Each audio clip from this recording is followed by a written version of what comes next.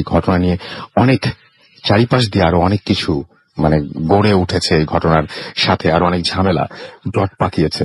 তো আমরা সব শুরুতেই তার কাছে সেই ঘটনাতে যাব, এবং এটা Alif, welcome to Bhoot FM.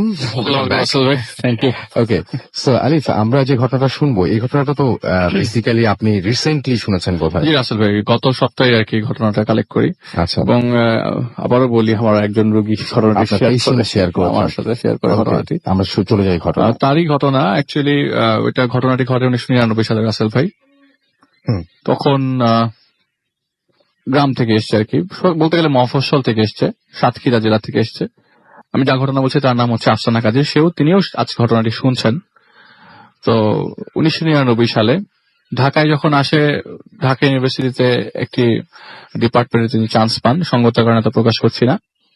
তো সেই ডিপার্টমেন্টে চান্স পাওয়ার পরে তো বাসা থেকে প্রেশার আসে যে তাকে থাকতে হবে তার চাচার বাসায়, কারণ বলছে যে না, হোস্টেলে থাকলে তেমন পড়াশোনা হয় না। আমি জানি না ঘটনা সত্যি কি মিথ্যা।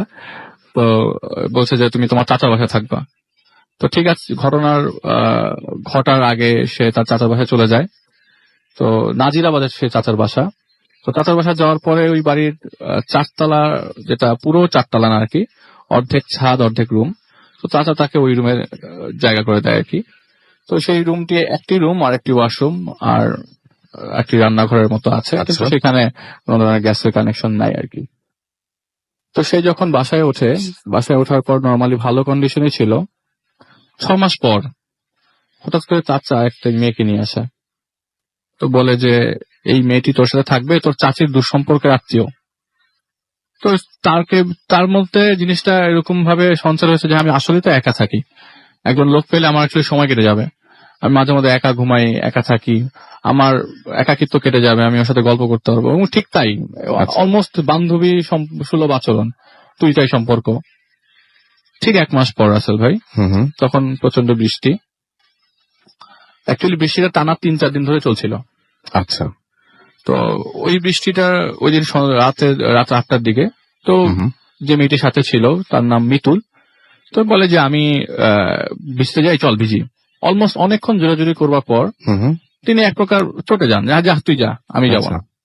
সেই গিয়ে বৃষ্টিতে ভিজতে নেমে পড়ে মেয়েটি। আচ্ছা। এবং হাত পা মানে ছড়িয়ে বৃষ্টিতে ভিজে সে আধা ঘন্টা পরে রুমে চলে আসে। আসার পরে সে ওয়াশরুমে ঢুকে যায়।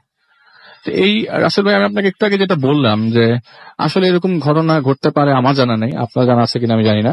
এবং সবাই যদি এরকম ঘটনা, আমি ঘটনাটা অপেরও শুনেছি, আমি শুনে কিন্তু মানে আতঙ্কিত, আমি একসাথে মানে আমার আজব লেগেছে ঘটনাটা। মানে ওনার ভাষায় যে কেউ যদি এই জিনিসটা প্রত্যক্ষ করে তাহলে অ্যাটলিস্ট 6 থেকে 7 মাসের জন্য সে ডিপ্রেশনে চলে যাবে।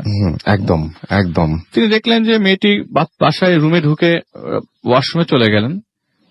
10 মিনিট, 20 মিনিট, 1 ঘন্টা, 2 ঘন্টা, 3 ঘন্টা, 4 ঘন্টা, 5 ঘন্টা মেয়েটি বের হচ্ছে না ওয়াশরুম থেকে। তো ওই রুম দরজা অনেকবার ধাক্কাধাক্কি করলো। রাত তখন 2টা-3টা বাজে। অনেকবার ধাক্কা দেওয়ার পরও আসলে দরজাকে খুলছে না। তো তার মোটামুটি চিন্তার বিষয় কি, তার মাথায় অ্যাকচুয়ালি নষ্ট হয়ে গেছে। মেয়েটির কি হলো, ভিতরে কোনো অঘটন ঘটলো কিনা, কোনো শব্দও তো পাচ্ছি না। সে নিচে যায় এবং তার চাচাকে উপরে নিয়ে আসে। তো নিয়ে আসবার পর চাচাও দরজা ভাঙতে পারছে না, আসলে দরজাটা অনেক শক্ত ছিল। তো দরজা 3-4 জন মিলে নেওয়ার পর ভাঙার পরে দেখে বাথরুমে আসলে মেয়েটি নাই। আচ্ছা। কিন্তু সবচেয়ে লক্ষ্য করার বিষয় হচ্ছে চোখের সামনে ঢুকলো বাথরুমে, ঢোকার পরে এবং যখন দরজাটা খোলা হলো তখন বাথরুমে কেউ নাই। অদ্ভুত ব্যাপার যে দেখা গেল যে বাথরুমে কেউ বাম নেই। পাশে ছিল, খোলার বাম পাশে ছিল। দেখো বেসিনের মধ্যে একটি মাথা, সেই মেয়েটির মাথা বেসিনের মধ্যে পড়ে আছে, শরীর নাই, কিছু নাই, এবং আসলে কোনো চিহ্ন নাই যে এখান থেকে আসলে বাকি পোর্শনটা কোথায় যাবে। রাইট, সেটাই। তো চাচা মোটামুটি ভয় পেয়ে যায়। শুধু চাচা না, অ্যাকচুয়ালি আশেপাশের লোকজনেরও কোয়েশ্চেন যে ঘটনাটা কিভাবে ঘটলো। এবং যদি কেউ বলে যে না আমি বাথরুমে মাথা পেয়েছি, এটা কেউ বিশ্বাস করবার মানে বিশ্বাস কেউ করবে না। বডি কোথায় গেল, রাইট, তাহলে তোমরা কিছু করেছো, এরকম কিছু একটা করতে করতে পুলিশি কেস হয়ে যায় আসাদ ভাই। এবং পুলিশি কেসটা তো মনে হয় বাড়িওয়ালা নিজেই করেন। এবং কেউ ক্লেম করে তাহলে আমাদের উপর পুরো দোষটা চলে আসবে, আর আমরা এটা লুকাতে পারবো না। আপনার বাসায় যদি এরকম হয়, আপনি মানে কখনোই আপনি চাবেন যে সেফ থাকতে, কারণ ঘটনাটা তারা জড়িত না। তো পুলিশ তারা কিছু বিশ্বাস করবে না, সে যতটুকু স্পেসিমেন পায় টুক নিয়ে চলে যায়। আসলে কোনো ধরনের চিহ্ন আসলে বডির মধ্যে পায়নি। যে কেউ কিছু করতে পারে, তাই তাদেরকে ওই দিন জেরা করবার পর ছেড়ে দেওয়া হয়। মানে একটা মাথা দেখে আর কি, মাথা মানে থেকে সেটাই। কিছু অনুমান করা যাচ্ছে না, এবং মাথাটা তারা রেখে দেন এবং পুলিশি কেসটা সেটা চলতে থাকে। সবার মধ্যে কেসটা চলছে, পুলিশের মধ্যে কেসটা চলছে, চাচার মধ্যে ঘটনা চলছে, কিন্তু মেয়েটি যে ছিল সে প্রত্যক্ষ করেছে, তার সাথে 2-3 মাস সে মেয়েটা ছিল, কোথায়? সে মেয়েটি নাই। এবং আফসানা কাজীর যার কথা বলছি, তার কি অবস্থা? তার পাশেই তো থাকতো। একদম একদম। তার তো অবস্থা actually, একদিকে যেমন হচ্ছে আইনি জটিলতা শুরু হয়ে গেছে, ঠিক একইভাবে তার কাছেও ব্যাপারটা, সে তো জিনিসটা অন্তত জানে যে চলে হ্যাঁ যায়, হ্যাঁ চলে হ্যাঁ, আসে। এবং সে মনে হয় কি আমি কি কোনোভাবে আসলে এটার সাথে জড়িত, আমি কি সেটাই। কিছু করেছি নাকি? তার কথা সে তার সে কিছু করতে পারে বা কিছু। যাই হোক, 7 মাস চলে যায়, কিন্তু ডিপ্রেশনের রেশ কাটে না। হুম হুম, তার সে ডিপ্রেশনেই পড়ে থাকে, কারণ অন্য লোকদেরকে সে যদি ঘটনাটি বুঝিয়ে বলে আসলে কেউ বিশ্বাস করবে। স্বাভাবিক, খুবই তখন রোজা রাসেল ভাই, নবম রোজা ইস্টার্ন প্লাজা গেছে শপিং করতে, আমাদের হাতিরপুলে ইস্টার্ন হুম। প্লাজায়। ইস্টার্ন প্লাজার নিচে ইফতার করতে যাবে, তখন মাত্র ইফতারি প্লেটটা হাতে এসে পৌঁছেছে, এমন সময় দেখি আমাদের পিছনে, ইস্টার্ন প্লাজার পেছনে কিন্তু সিঁড়ি, হুম তো পিছন সিঁড়িতে একজন মেয়ে নামছে। মুখে যখন ঘাড় ঘুরিয়ে দেখতে পাই ওই হুবহু সেই মেয়েটি, যে মেয়েটি তার সাথে ছিল, সে ইফতার রেখেই দৌড় দেয় তার পেছনে। হুম। এবং এক প্রকার তার কাছে মনে হয় মেয়েটি মনে হয় আমাকে দেখেই পালাচ্ছে। আচ্ছা আচ্ছা আচ্ছা আচ্ছা। সে একটা সময় মেয়েটাকে হারিয়ে ফেলে। বাসায় আসে, বাসায় এসে চাচাকে ঘটনাটা খুলে বলে, এবং চাচা জিনিসটাকে আর নর্মালি নেয় না। সে আবারও পুলিশকে বিষয়টি জানায়, পুলিশও সার্চ করতে থাকে, কিন্তু পুলিশের কাছে কিন্তু সেই মাথাটা এখনো আছে রাসেল। এরপর থেকে তিনি খুব ভয় পেয়ে যান যে না, আমি এই জিনিসটা কন্টিনিউ করতে পারবো না, আমার সাথে কেউকে রাখো, আমি একা থাকতে পারবো না রুমে। ঠিক 7 দিন পর, তখন 16তম রোজা, সেহরির জন্য প্রচন্ড জোরে দরজা ধাক্কাধাক্কি চলছে। হুম সে মনে করে যে সেহরির সময়টা মনে শেষ হয়ে গেল, চাচি তো রাগ হয়ে যাবে। উঠে দেখি যে মাত্র 3টা বাজে। দরজা খুলে দেখে কেউ নাই। হঠাৎ করে মাথা ঘুরাতে চোখ পড়ে বাড়ির ঠিক কর্নারে, ওই পাশেই তো ছাদ, কর্নারে একটি বাচ্চা মেয়ে দাঁড়ানো, এবং সেই বাচ্চাটি হচ্ছে দোতলার বাড়ি, মানে ভাড়াটিয়ার বাচ্চা। বাচ্চাটা 9 বছরের ছিল। আচ্ছা। সে কাছে যায়, কাছে যেতেই দেখে বাচ্চাটার সাইজ আস্তে আস্তে বড় হচ্ছে। আচ্ছা। আরো কাছে যায়, যাওয়ার পর দেখে এটা সেই মেয়েটি, যে মেয়েটি তার সাথে ছিল দ্বিতীয়বারের মতো দেখছি। দ্বিতীয়বারের মতো। এবং সবচেয়ে আশ্চর্যজনক ঘটনা হচ্ছে, মেয়েটির মাথা ঠিক একইভাবে, মাথাটি আলাদা ছিল, দ্বিখণ্ডিত ছিল, অলমোস্ট লাইক মাথাটি ঝুলছে আর বডিটা দেয়ালের মানে রেলিংটা। সে অজ্ঞান হয়ে যায়, এবং যথারীতি চাচি তাকে ঠিক সেরির জন্য ডাকতে আসে চাচির ভাষায়। তো চাচি বলে যে আমি তো ওকে এরকম অবস্থায় পেয়েছি। চাচিও আমার ক্লিনিকে আসে রাসেল ভাই, সত্যি কথা বলতে। উনিও আপনার পেশেন্ট? না, উনি ওনার সাথী। আচ্ছা। তো উনি বলে যে আমি ওকে পর অবস্থায় দেখি। তো যখন ঘরে নিয়ে নর্মাল করেন এবং জানা যায় ঘটনাটি, তখন থেকে তাকে আর ওই রুমে রাখা হয় নাই। কিন্তু রাসেল ভাই ফিনান্সিয়াল কন্ডিশনের কারণে তার চাচা ওই রুমটি আবার ভাড়া দিয়ে দেন, সাবলেট দিয়ে, মানে টুলেট দিয়ে ভাড়া দিয়ে দেন। আচ্ছা। কথা হচ্ছে এত কিছু ঘটার পর ওই রুমটি কেন ভাড়া দিচ্ছে, এই জিনিসটা তাদের মাথায় আসে না। ওই রুমেই কি সমস্যা, এই জিনিসটা তারা কোনো মানে বের করার চেষ্টা করেননি। আচ্ছা। তো ভাড়া দেন একজন স্বামী স্ত্রীকে, ছোট ফ্যামিলি, স্বামী স্ত্রী দুজনকে ভাড়া দেন। তো প্রায় সময় রাসেল ভাই খুব ঝগড়া জাতীয় সাউন্ড আসতো উপর থেকে। তো তাদের মনে হতো যে স্বামী স্ত্রীর মধ্যে কোন ধরনের ঝগড়া হচ্ছে, বা মনে হচ্ছে এরকম অবস্থা যে ওই রুমটা কেউ ভেঙে ফেলবে, চুরমার করবে, এত লাফালাফি হচ্ছে। তো একদিন হঠাৎ করে বিকালবেলা ওই যে ফ্ল্যাটে হাজবেন্ড ওয়াইফ থাকতো, তারা বলতো যে খালাম্মা, আপনাদেরকে একটা কমপ্লেন দিতে আসছি, আমরা বাসাটা থাকবো না। তখন আমি কিন্তু রাসেল ভাই বলছি, তত কিন্তু পুলিশ কেস চলছে। হ্যাঁ, আমি বুঝতে পারছি। আমি বাসা থাকবো না, এই বাসায় থাকা সম্ভব না, কারণ আমরা দুজন যখন থাকি প্রায় সময় রাত্রেবেলা আমাদের দরজাটা খুব জোরে জোরে নক করা হয়, মনে হচ্ছে দরজাটা ভেঙে ফেলবে। দরজাটা খুলি এবং খুলে দেখি কোন একটা বাচ্চা দাঁড়িয়ে আছে। আমার হাজবেন্ড প্রায় 2-3 দিন ওই কোনায় বাচ্চাটাকে খালি সেভ করতে যেয়ে দেখে বাচ্চাটা ওখানে নাই। এভাবে থাকা সম্ভব না। সেটাই। তো তারা বাসাটা ছেড়ে দেয়। এরই মধ্যে একদিন রাসেল ভাই, ওনারা কি এমনি বাচ্চাটার কোনো বর্ণনা দিয়েছিল, চেহারার বর্ণনা? যেটা বর্ণনা হচ্ছে কোনার একটি বাচ্চা মেয়ে দাঁড়িয়ে আছে। আচ্ছা। তাদের বর্ণনা কি রাসেল ভাই, এগুলি বর্ণনা করা যায় না। তারা দেখে যে মানে দেখেছে একটা মানুষ, এটা দেখার পর তাদের মধ্যে অবস্থা খুবই খারাপ হয়ে যায়। কাকে শেয়ার করবে, কার কাছে শেয়ার করবে? তো আলটিমেটলি যেটা হয় যে এর কিছুদিন পর যেটা হয় যে মেয়েটি যার কথা বলছিলাম আফসানা কাদির, তিনি ছাদের মধ্যে বিকালবেলা দাঁড়িয়ে আছেন, নর্মাল অ্যাজ ইউজুয়াল, দাঁড়িয়ে আছেন, হঠাৎ করে একটা মানুষ তার কাঁধে হাত রাখলো। হাত রাখার পর সে খুব চমকে গেল, মনে হয়েছিল যে ওই চাচি বা কেউ হতে পারে। হাত রাখার পরে যখন মাথা ঘুরিয়ে দেখে যে সেই দ্বিখণ্ডিত বডি, সেই মাথা একই আলাদা অবস্থা। এবং আপনার সারা শরীর, মাথা থেকে শরীর থেকে মাথাটি আলাদা, এবং জাস্ট মুহূর্তের মধ্যে তাকে জাস্ট একটা ধাক্কা দিল, সে পড়ে গেল নিচে। মানে 3.5 তলা ছাদের থেকে সে পড়ে গেল। এবং আমি আপনাদের শুরু থেকে বললে হয়তো জিনিসটা মজা চলে যেত। এখন আমার বলবেন, ক্লিনিকে হ্যাঁ, যিনি আসেন সেটাই, ঠিক খুঁড়িয়ে খুঁড়িয়ে আসেন, এবং তার ডান হাঁটুটির একদম, মানে প্লেট যেটা সেটা ভেঙে যায়। এবং এটাও বলেন যে তিনি যে এই যে কতবার তাকে কোর্টে যেতে হয়েছে, এই কারণে এবং এখনো পর্যন্ত যেটি তিনি হচ্ছে যাচ্ছেন, সেটা কিন্তু প্রায় 10 বার তিনি কোর্টে হাজিরা দেন। হাজিরা দিয়েছেন, তার মানে এটা এখনো চলছে। তখনও বিদ্যমান ছিল, এটি প্রায় 2004 পর্যন্ত চলে। তো কোর্টে 10 বার হাজিরা দেওয়ার পরে আসলে জিনিসটা কোনো সুরাহা না হওয়ার পরে পুলিশ যখন কেসটি ক্লোজ করে দেবে, ঠিক তখনই একটা অপশন পায় আর কি, একটা সূত্র পায় এবং দেখে যে কুড়িগ্রামে সেই মেয়েটি 10 বছর আগে 1989 সালের জানুয়ারি মাসে মারা যান। ভাবা যায় এটা।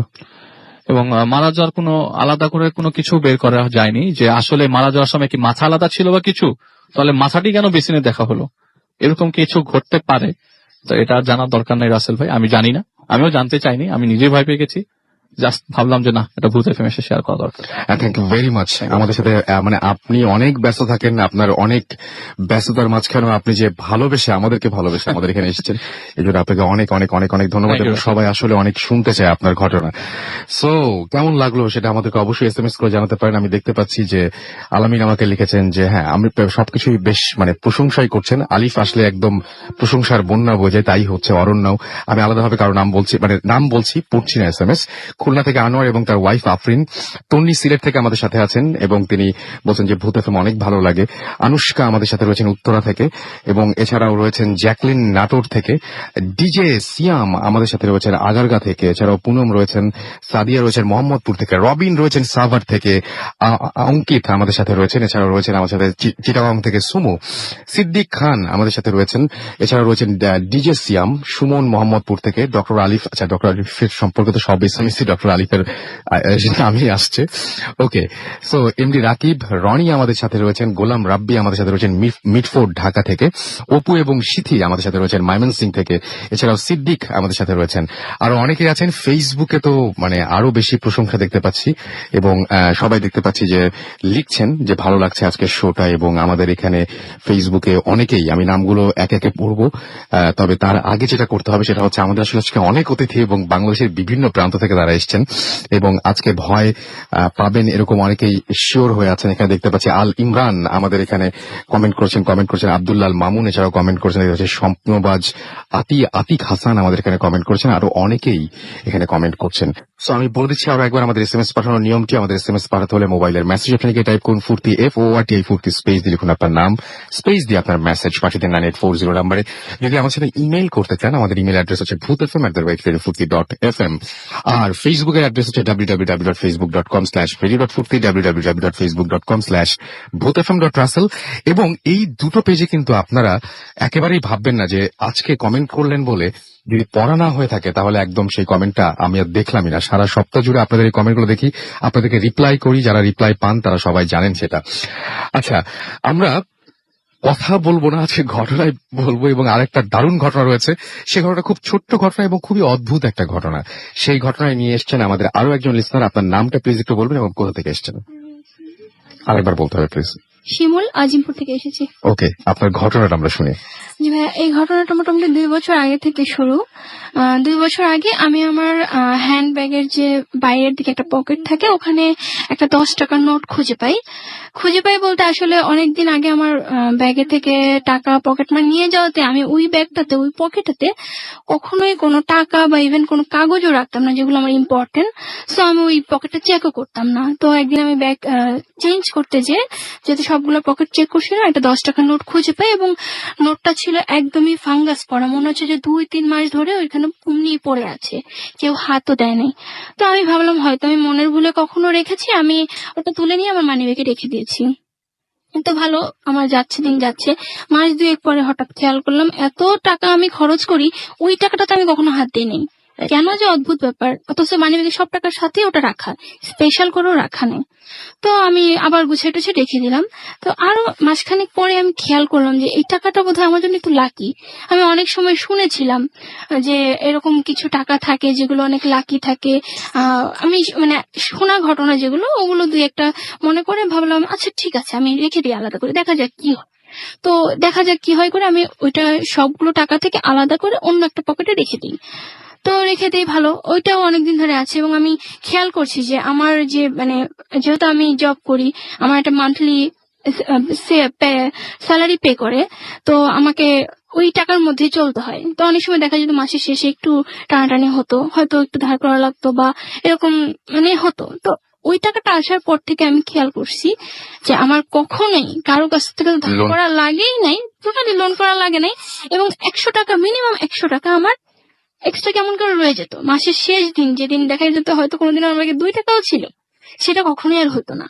একদম মিনিমাম 100 টাকা আমার থাকতোই এক্সট্রা, খরচের বাইরেও এক্সট্রা। তো আমার খরচ নিয়ে কখনোই টেনশন করতে হতো না। তো আমার মনে মনে আস্তে আস্তে একটা বিলিভ আসে, মনে হয় কিছু একটা ভালো। এবং আমি এই টাকাটা সম্পর্কে আমি অনেকবার আমার বাবার সাথে শেয়ার করতে চাই। তো আমার যখনই আমি এটা মনে করি তখনই মনে হয় কি যে বলো না, থাকবে না, এরকম একটা কেউ মনে হয় ভিতর থেকে কেউ কিছু বলে, এরকম লাগে। তো আমি এটা কাউকেই বলি না, ইভেন মানে এখনো পর্যন্ত এটা জাস্ট 2জন মানুষ জানে। তাও মানে ঘটনা শেষ আপনার হওয়ার বাবা পর- আজকে এসছেন, হ্যাঁ, আমার বাইরে বাবা বসে আছেন। এসেছে আমার সাথে। তো যেটা হয়েছে যে তখন আমি টাকাটা একদম একদম সেভ করে রাখি, আমার আইডি কার্ডের সাথে টাকাটা রেখে দিই সুন্দর করে, যেন কোনোভাবেই ভুলেও খরচ না হয়। কারণ ততদিনে আমার একটা বিলিভ মনে এসে গেছে যে মনে হয় টাকাটা কিছু একটা ভালো আমার জন্য। অনেক সময় মানুষের অনেক কিছু বিশ্বাস থেকে অনেক কিছু হয়। তো আমি রেখে দিই এবং প্রতিদিন আমি দিনে একবার হলো চেক করি আমার টাকাটা ঠিকঠাক মতো আছে কিনা। প্রতিদিন আমি চেক করি। তো লাস্ট মানে যেটা হয়েছে এটা হচ্ছে আমি গত ডিসেম্বরের 25 কি 26 তারিখে আমি রুট এফএম একবার এসেছিলাম। তো তখন আমি লাস্ট ব্যাগ মানে চেঞ্জ করে আসি এখানে, এবং তখনও টাকাটা ছিল আমার সাথে। এবং ওই ব্যাগটা আমি পুরো সপ্তাহটা ইউজ করার পরের সপ্তাহে আমি ব্যাগটা যখন চেঞ্জ করে আরেকটা ব্যাগ নিব, ওই সময় আমি জিনিসগুলো চেঞ্জ করতেছিলাম। ওই দিনও শুক্রবার সকাল 11টার দিকে চেঞ্জ করতে করতে যখন আমি ওই যে বললাম আমি টাকা ব্যাগ খুললেই টাকাটা আমি দেখি আছে কিনা ঠিকঠাক মতো, টাকাটা নাই ওখানে। আমি চিন্তা করলাম টাকাটা কোথায় গেল, এটা তো পসিবল না। তারপর আমি রিকল করলাম যে আমি আগের দিন লাস্ট কখন দেখেছি। তো আমার মনে পড়ে সেটা সন্ধ্যা 7টার সময় আমি দেখেছি। এবং ওখানে আমি যেখানে আইডি কার্ডটা রাখি একদম ব্যাগের যে ভিতরের দিকে পকেটটা থাকে, ওখানে একদম যেন হারিয়ে না যায়, পড়ে না যায় এবং সচরাচর হাত দেওয়া না হয়, ওখানে রাখি। তো ওখানে আমি আগের দিন সন্ধ্যা 7টার সময় 2500 টাকা রাখি। একটা 1000 টাকার নোট আলাদা, আর একটা 1000 টাকার নোট আর 500 টাকার নোট আলাদা। মানে একটা পারপাসে রেখেছিলাম, কিন্তু দুটো আলাদা আলাদা একসাথে। এবং ওই 2টা টাকার মাঝখানে আমি আমার 10 টাকার নোটটাও রাখছি, আমার স্পষ্ট মনে আছে, একদম স্পষ্ট। এবং সেখান থেকে আরো 200 টাকা আমি আমার বাবাকেও দিয়েছিলাম। টোটাল 2700 টাকা ছিল আমার বাবাকে দেওয়ার পরে আমার 2500 টাকা ছিল রিকল সেখানে। করছি যে ওখানে আমি লাস্ট টাকাটা দেখছি। এবং আমি যখন ওখানে হাত দিছি আমি টাকা দেখে রেখে তারপর আমি হাত দিয়েছি। তো আমি রেখেছি ব্যাগটা 7টার সময়, সন্ধ্যা 7টার সময় আমার রুমে রেখেছি। সন্ধ্যা 7টা থেকে 11টা পর্যন্ত আমার রুমে কেউ আসে নাই, এবং আমি ব্যাগে হাতও দেইনি, কারণ আমি বাহিরেও যাইনি, কোথাও যাইনি। সন্ধ্যা 7টার পরে জাস্ট রাতে ঘুমাইছি, সকালে উঠে এইগুলো করছি, টাকাটা নাই। এখন আমার প্রশ্ন হলো যে যদি কোনো চোর টাকাটা নিত, অবভিয়াসলি 2500 টাকা রেখে 10 টাকা সে নিয়ে চলে যাবে না। দিবে না একদম। দ্বিতীয় কথা হচ্ছে আমার রুমে টোটালি কেউ আসেনি। তৃতীয় কথা হচ্ছে আমার রুমে যদি টাকাটা পড়তো, পড়ার তো পসিবিলিটি নাই। যে আমি ব্যাগটা রেখেছি তো রেখেছি, আমি ধরিও নাই। আর ধরি যে পড়ে গেছে রুমে, তো রুমেই তো পড়বে, বাহিরে তো যাবে না। তাহলে রুম আমি তন্ন যেখানে থাকবে না আমি সেখানেও খুঁজেছি, কোথাও নাই টাকাটা, কোথাও না। মানে যেন অদৃশ্য হয়ে গেল হঠাৎ।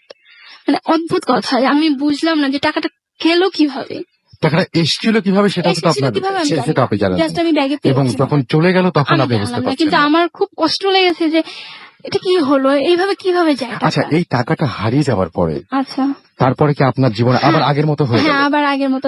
মোটামুটি প্রথম 2 মাস অত বুঝি নাই, বাট এখন কিন্তু আবার সেই আগের যে স্টেজটা আমার ছিল ওটা কিন্তু আমি আবার ফেস করতেছি। তার মানে একটা টাকা, একটা 10 টাকার নোট, হ্যাঁ, এখন আমি বিলিভ করি ওটা আমার জন্য অনেক লাকি ছিল, সেটাই। কারণ আমি ফেস করেছি, আমি দেখেছি, আমি এটা বিলিভ করি। সেই টাকাটা একটা 10 টাকার নোটই হোক না কেন, হ্যাঁ। আপনার কাছে যতদিন পর্যন্ত ছিল হ্যাঁ, ততদিন পর্যন্ত আপনার জীবনটা একরকম ছিল, হ্যাঁ, আপনার সময়গুলো আপনি একরকম ভাবে কাটিয়েছেন। যখন সেটা চলে গেছে তখন আবার এটা প্রায় 9 মাসের মতো ছিল আমার 9 মাসের মতো ছিল। জি, জি। ও থ্যাংক ইউ। সো আমি মোস্ট ওয়েলকাম। আমি প্রথম যে ঘটনাটা আমরা শুনলাম সেই ঘটনাটা আপনাদের নিশ্চয়ই অনেক ভয় লেগেছে, এবং দ্বিতীয় যে ঘটনাটা সেটা খুব অদ্ভুত লেগেছে, এবং আপনারা সেই মতোই আপনারা SMS করছেন এবং আমি সেগুলো পড়বো। তবে তার আগে যেটা করতে হবে, আমাদেরকে ছোট্ট বিরতিতে যেতে হবে, এবং বিরতির পরে আমরা আবারও ফিরে আসবো ডক্টর আলিফের গত বারের যে যখন উনি এসেছিলেন তখন একটা মানে কবর খোঁড়েন এরকম একজনের ঘটনা তিনি বলেছিলেন। সেই কবর খোঁড়েন যেই ব্যক্তিটি, সেই ব্যক্তিটি আরেকটি রক্তহীন করা ঘটনা রয়েছে। সেই ঘটনাটা আমরা শুনবো ডক্টর আলিফের কাছ থেকে ব্রেক থেকে ফিরে এসে, এবং তার সাথে আরো কিছু ঘটনা আপনাদের জন্য রেখেছি। So stay tuned radio Foorti and don't stop. FM, the night comes alive with Gramin Fawn.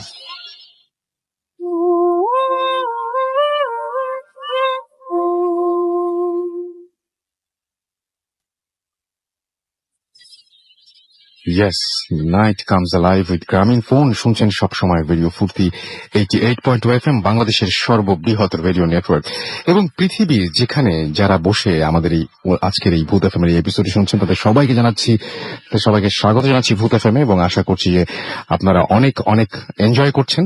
এবং আমি একটা কথা এখানে বলে রাখি, যদি অনেক ঘটনা তারপর একটু বলে রাখি, আমার কাছে বেশিরভাগ সময় মেইল করে আপনারা বলেন যে ভাইয়া একটু ভালো কোয়ালিটির কোনো হচ্ছে সাউন্ড কি ইউজ মানে সাউন্ড ফাইল কিংবা অডিও ক্লিপ কি পাওয়া যায় না।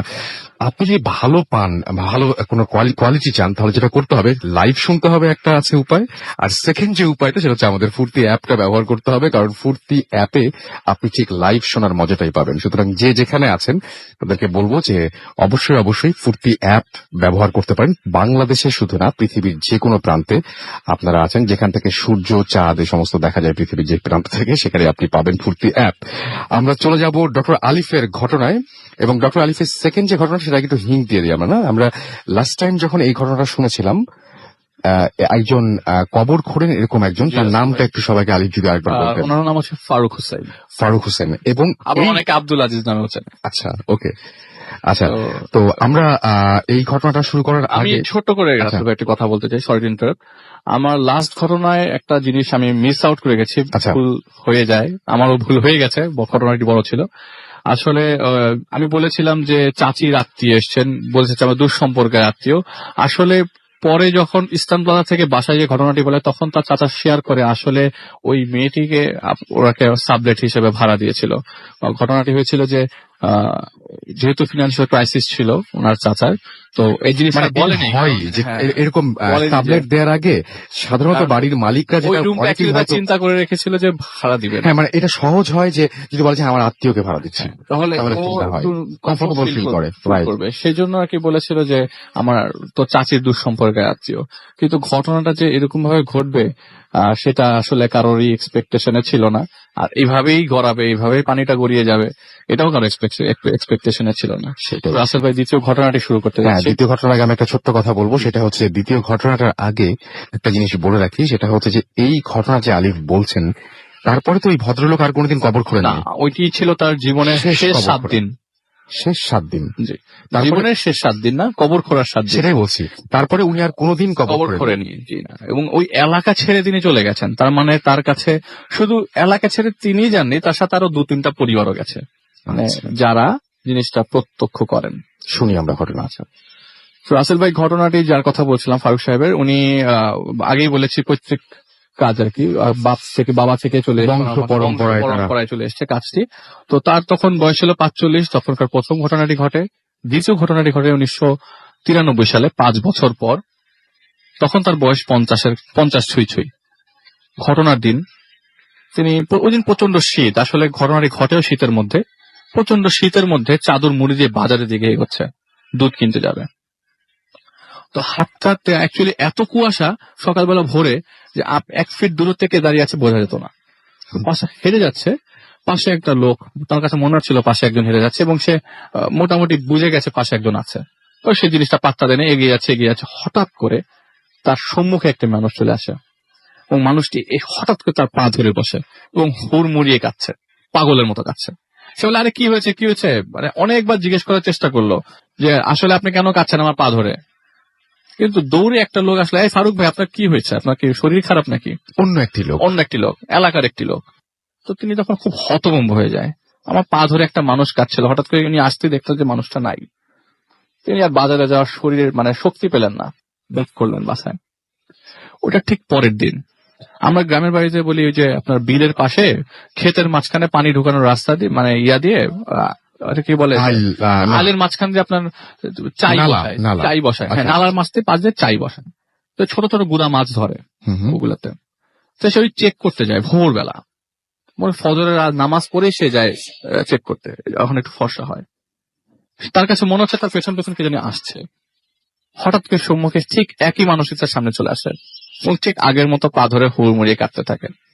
যেহেতু আগের বার তাকে একজন ডাক দেওয়ার পর দেখে নাই এখানে কেউ নাই, তাহলে তার কাছে মনে হচ্ছে এই জিনিসটা আসলে আমার কাছে খুব ভালো দিক না, আমার জন্য ভালো দিক না। সে দৌড়ে বাড়িতে চলে যায়। বাড়িতে আসার পর তিনি তার পরিবারকে জিনিসটা খুলে বলেন যে এই ঘটনা ঘটছে, আমার আসলে তাহলে রেস্ট্রিক্টেড হয়েছে, বাসা থেকে কি বের হবো না নাকি? ওই দিনই ঠিক রাতের বেলা রাসেল ভাই হঠাৎ করে মানে তার ঘুম ভাঙে, ফজরের নামাজের আগ দিয়ে, আজান দেয়নি তখনও, ফজরের নামাজ পড়তে বেরিয়েছে।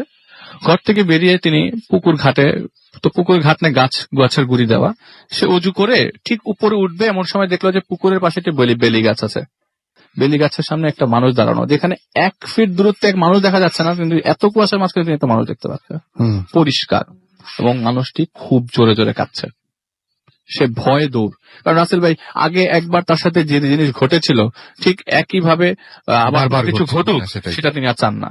এবার তিনি সবাইকে ইনফর্ম করবেই, বয়স হয়ে গেছে, কোন না কোনো বিপদ আসে। সে ঘরে যায় এবং যত সব দুয়া তার মনে আছে সব তিনি এক নাগারে পড়ে ফেলেন। কিন্তু মনের ভয়টা কাটানোর জন্য তিনি দেখেন যে ওই লোকটি বা যে মানুষটি তিনি একটু আগে দেখলেন সে কি বাইরে দাঁড়িয়ে আছে কিনা। দরজা জানালা খুললেন, জানা খুলে দেখেন তার ঠিক দরজার সামনে ওই লোকটি দাঁড়ানো। দেখেছ সেই দেখছেন, আর কেউ দেখছে না। সে দৌড়ে তার ছেলের বয়স অলমোস্ট 30 কাছাকাছি, তার ছেলেকে উঠে বললেন যে দেখতো কেউ আছে কিনা। দরজা খুললো, দেখলো কেউ নাই। তো জিনিসটা প্রত্যক্ষ করার জন্য ছেলেকে নিয়ে বেলি গাছের কোণা পর্যন্ত গেলেন, এবং বেলি গাছে বেলি ফুলের গন্ধই হওয়ার কথা, কিন্তু সেই যে আমি লাস্টবার ঘটনায় বলেছিলাম সে আতরের গন্ধ, ঠিক সেই এত এত আতরের গন্ধ সে ওখান থেকে পাচ্ছে। বেলি ফুলের গন্ধ পাচ্ছে না, আতরের গন্ধ পাচ্ছে। এবং সেই আতরের গন্ধ, যে আতরের গন্ধ আমি গতবার বলেছিলাম যে গোসল করানোর সময় পানি গড়িয়ে আসছে, খুব সুগন্ধি বেরোচ্ছে, এবং তার কাছে খুব অবাক লাগে। সে ঘরে চলে আসে এবং ঘরে ঢুকে আবারও তিনি তার দুয়াতে মনোযোগ দেন, এবং ওই দিন রাতটা কোনোভাবে কাটে। পরের দিন তিনি এই ঘটনাটা আবার পাশের বাড়ির লোকজনদেরকে শেয়ার করেন যে আমি এই জিনিসটা আসলে প্রত্যক্ষ করছি, আমি জানি না, আমার ফ্যামিলির কেউ প্রত্যক্ষ করছে না, বাট আমি প্রত্যক্ষ করছি। তো ঠিক পরের দিন রাসেল ভাই, তখন চতুর্থ দিন, ওই দিন রাতের বেলা ঠিক 10টা কি 11টা বাজে, প্রচন্ড জোরে দরজা ধাক্কাচ্ছে কে জানে, মানে দরজাটা খুলতেই হবে তাকে। সে বললো যে তার ছেলেকে বললো, এই তুই দরজাটা একটু খোল। ছেলে দরজা খুললো, দেখলো পাশের বাড়ির একজন লোক এসছে তার কাছে, এবং তার কাছ থেকে তাকে নিয়ে যেতে এসে বলে যে ভাই একটা ঘটনা ঘটছে, চলেন আমার সাথে চলেন। বলে কি? বলে চলেন না, চলেন। সে নিয়ে যায়, দেখলো তখন কিন্তু রাত্রে 12টা মানে 11টার বেশি বাজে। সে দেখলো একটা বাচ্চা, 14 বছরের একটি বাচ্চা, লাশের কাফনের কাপড় দিয়ে মুড়ানো, কিন্তু আশেপাশে কোনো গোসল করানোর মতো লোক নাই। আচ্ছা, তো রাতও অনেক হয়ে গেছে, আর ওখানকার যে মুয়াজ্জিন ছিল তিনি, মানে ইমাম যে ছিল মসজিদের, সে নাই। তো উনি কি করলেন, বলছে ঠিক আছে আমি তো গোসল করাতে পারি, আমি গোসল করাবো। সেই জন্যই তাকে ডেকে নিয়ে যাওয়া হয়, অলমোস্ট তার বাড়ি থেকে 1/2 কিলোমিটার দূরে। তো গোসল করাতে যায়, তো চারিপাশে তো ঢাকা রাসেল ভাই। তো গোসল করানোর সময় তার হেল্পিং হ্যান্ড এর সাথে 3-4 জন সাথে নেয়। তো লাশের মাথাটা খোলার পরে দেখে যে মুখটা একটু প্রায় 2 ইঞ্চি হা করা। আমি ঘটনাটা একটু পিছনে চলে যাই। বাচ্চাটির মৃত্যু হয়েছিল ঠিক এভাবে, বাচ্চাটি তার ভাইয়ের সাথে শুয়েছিল, হঠাৎ করে বাচ্চাটিকে রুমের ভিতরে আচ্ছাদন শুরু করে কে জানে, মাটি থেকে টিনের চাল তো উপরে কার বলি আমরা আমাদের গ্রামের ভাষায়, বাড়ি খাচ্ছে ইচ্ছা মতো। একটা পর্যায়ে যখন সবাই জড়সড়ো হয়ে যায় তখন জিনিসটি বন্ধ হয়ে যায়, এবং বাচ্চাটির হাত পা ছেঁড়া অবস্থায় পায়, মানে বডি থেকে ছেঁড়া অবস্থায় পায়। ছেঁড়া মানে কি পড়ে নাই, বডি থেকে মানে বাচ্চাগুলো অবস্থা খুবই খারাপ আর কি। এবং তিনি যখন গোসল করাতে যান, ওইটা সবচেয়ে আশ্চর্যজনক যে মুখের ভেতর থেকে সেই আরো সামনে মানে কাছে যাওয়ার পর দেখে যে জিহ্বার মধ্যে কয়েকটা আঙ্গুলের টুকরা, খুবই কিন্তু অদ্ভুত ব্যাপার। টেনে এগুলি বের করতে পারছে না। আপনারা কেউ কি দেখতে পাচ্ছেন? আমি জানি না রাসেল ভাই, আমি দেখতে পাচ্ছি। রাসেল ভাই আপনি অনেক মনোযোগ সহকারে আমি অনেক মনোযোগ দিচ্ছি। সেটা হচ্ছে আসল কথা। উনি বললেন যে আমি আঙ্গুলগুলো তোলার চেষ্টা করলাম, সেগুলি জিহ্বার সাথে ফিক্সড, এবং ওর হাত কিন্তু অক্ষত, ওর হাতের কিছু কোনো সমস্যা নেই, ওর আঙ্গুলগুলো কিন্তু কাটা না, তলি কার আঙ্গুল। মুখটা বন্ধ করার চেষ্টা করলাম, বেশিক্ষণ খোলা থাকলে আবার ওটা হাই থেকে যাবে, আর আশেপাশের মানুষজন ভয় পেয়ে যাবে, কারণ সবারই ইচ্ছা কিন্তু লাশ দেখার, সবাই কিন্তু দেখবে লাশ। সেটাই। চেষ্টা করলো কোনোভাবে বন্ধ করার জন্য, তারপর সবাইকে বলে দিল, কারণ আশেপাশের মানুষদেরকে বলা যাবে না জিনিসটা, মানে অনেক বাচ্চা কাচ্চা আছে, তারা সবাই ভয় পাবে। খুবই স্বাভাবিক। তো পরের দিন আর ওই দিন রাতে তিনি বললেন যে না, আজকে রাতে দাফন করব না, কালকে দাফন করব। সকালবেলা বাচ্চাটির কবর দাফন হলো ওই ছেলেটির বাড়ির একটু সামনে নিজস্ব পারিবারিক গোরস্থানে। যেদিন কবরে দাফন করা হয় সকালবেলা, ঠিক ওই দিন বিকালের ঘটনা রাসেল ভাই। তখন সন্ধ্যা গড়িয়ে আসবে, ওইটা হচ্ছে পঞ্চম দিন রাসেল ভাই, ঠিক আছে। তো সন্ধ্যা গড়িয়ে আসবে, আশেপাশের মসজিদ থেকে আজানের শব্দ আসছে, কিন্তু তখন মাইক না থাকার কারণেও সাউন্ড পাওয়া যাচ্ছিল, ভেসে আসছে আজানের সাউন্ড। এমন সময় প্রায় অন্ধকার হয়ে গেছে, হঠাৎ করে একটা মানুষ, মানে একটা বাচ্চা ডেকে উঠলো, এদিকে আসেন। সে যে জায়গা থেকে শব্দ এসে ওই জায়গায় টর্চ মারলো, দেখলো কেউ নাই। সে আবারও এগিয়ে গেল, তখন ওই যে কবরস্থানটা বাচ্চা ওটা পেরিয়ে গেছে, কিন্তু আবারও পেছন থেকে সাউন্ড আসলো, এদিকে আসেন। তখন সে আবারও টর্চ মারলো, দেখলো কেউ নাই। খুবই অদ্ভুত। সে বাজারে তখন যাচ্ছিল কেরোসিন তেল কিনতে, বাজার থেকে কেরোসিন তেল নিয়ে ওই কবরস্থান ক্রস করার আগেই সে হঠাৎ করে কিছু একটা আটকে পড়লো, তখন অন্ধকার হয়ে গেছে। তো টর্চ মারলো, দেখলো পায়ের সামনে একটা কবর, সবচেয়ে ভয়ঙ্কর জায়গা। পায়ের সামনে রাস্তা, এটা কিন্তু ভাই সবার হাঁটার রাস্তা, এবং রিক্সা টিক্সাও চলে এখান দিয়ে, পায়ের সামনে একটা কবর। সেটা সবচেয়ে অদ্ভুত। তিনি এক দৌড় দিলেন, যে আমার সাথে এখন যা ঘটছে সেটা আর ডিসক্রাইব করা যাবে না, আগের মতোই জিনিসটা ঘটে যাচ্ছে। সে দৌড়ানোর তো শক্তি নেই, বয়স হয়ে গেছে, তো চেষ্টা করছে যতটুকু মানে জোর দিয়ে তাড়াতাড়ি যাওয়া যায়। হ্যাঁ, ভাগার চেষ্টা করছে। সেটাই। হঠাৎ করে তিনি একটা জায়গায় পা লেগে, একটা ঢিবির মধ্যে পা লেগে তিনি পড়ে যান, পরে একটা গর্তে পড়ে যান। চোখটা খুলে দেখেন, মানে যেটা আসলে রাসেল ভাই ওনার সবকিছু, মানে ওনার সব ইচ্ছা আকাঙ্ক্ষা বা ওনার সব চিন্তা চেতনা উড়ে যায়। নষ্ট করে দেয়। সব মানে কি বলবো রাসেল ভাই, আসলে জিনিসটা বলার মত, মানে বলবো কিভাবে সেটা ভাষা পাচ্ছি না। উনি দেখেন যে 4 কোণা সুন্দর করে সাজানো একটি কবরে তার দেহ পড়ে আছে, মানে উনি ওই কবরের মধ্যে পড়ে আছেন। এবং সবচেয়ে আশ্চর্যজনক হচ্ছে যে হঠাৎ করে তার চারিপাশে অদ্ভুত রকমের আলো, এই আলো ডিসক্রাইব করা যাবে না। এই আলোটা একটু ডিফারেন্ট আলো, না এটা চাঁদের আলো, না এটা হ্যারিকেন আলো, না হ্যাজাকের আলো, না টর্চ লাইটের আলো। এই আলোটা খুব ডিফারেন্ট, এবং আলোটা আরো ক্লিয়ার হলো যখন বাচ্চাটা মুখে ওখানে উকিয়ে দিল, সেই বাচ্চাটা, যে বাচ্চাটার খবর তিনি দিয়েছিলেন। এটা দেওয়ার পরে তিনি ওখানে সেন্স হারিয়ে ফেলেন। তখন তার সেন্স ফেরে, তখন এটা হচ্ছে বরিশাল সদরের হসপিটালে, জেলা হসপিটাল ছিল, ওখানে তার যখন ঘুম ভাঙে, তখন তার সর্বপ্রথম কোয়েশ্চেন ছিল, আমি কিসে ছিলাম, আমাকে তোরা কোথায় পেয়েছিস? তার ছেলেকে বলে যে, বাবা তুমি তো আমাদের ঘরের সামনে পড়েছিলা। কি অদ্ভুত, মানে জিনিসটা আরো জট পাকাচ্ছে, তোরা ঘরের সামনে পড়েছিলা। ওই দিন থেকেই তার, ওইটা হচ্ছে 6ষ্ঠ দিন রাসেল ভাই, ওই দিন থেকেই তার মাথা ঠিক, আমি আর ওই বাড়িতে ব্যাক করব না, তোরা যেভাবে পারিস আমাকে এখানে ওখানে আর নিস না। আচ্ছা। এবং তাকে হসপিটালে নিয়ে এসে যেসব লোকজন ওই বাচ্চাকে লাশ ধোয়াতে হেল্প করে, এবং তারাও মোটামুটি বাড়ি ছেড়ে চলে আসে বরিশাল সদরে। এবং এরপর থেকে তিনি আর কখনো এখানে যান নাই, এখনো পর্যন্ত স্টিল নাও, তার বয়স অলমোস্ট 75 আপ। তার কাছ থেকে অনেক কষ্টে ঘটনাটি বুঝতেও কষ্ট হয় আমার রাসেল ভাই। তিনি বলেন যে না, আমি এরপরে আর কখনো ওই হয়েছে যাই না। তার 2 ছেলে। তো সবচেয়ে মজার বিষয় হচ্ছে, তিনি প্রায় বছর খানেক পর পর একটা স্বপ্ন দেখতো, প্রায় 3 দিন, ওই ঘটনা 3 বছর পর। ওই যে রাসেল ভাই গতবার এসে যে ঘটনাটা বললাম, বিশাল বড় কবরস্থান, সেই কবরস্থানে সে প্রায় সময় দেখতো স্বপ্নে, কিন্তু এটা স্বপ্ন ছিল। কিন্তু এতদিন পর্যন্ত যা ঘটেছে তার সাথে, তার কাছে মনে হচ্ছে এটা অরিজিনাল এবং এটা সত্য।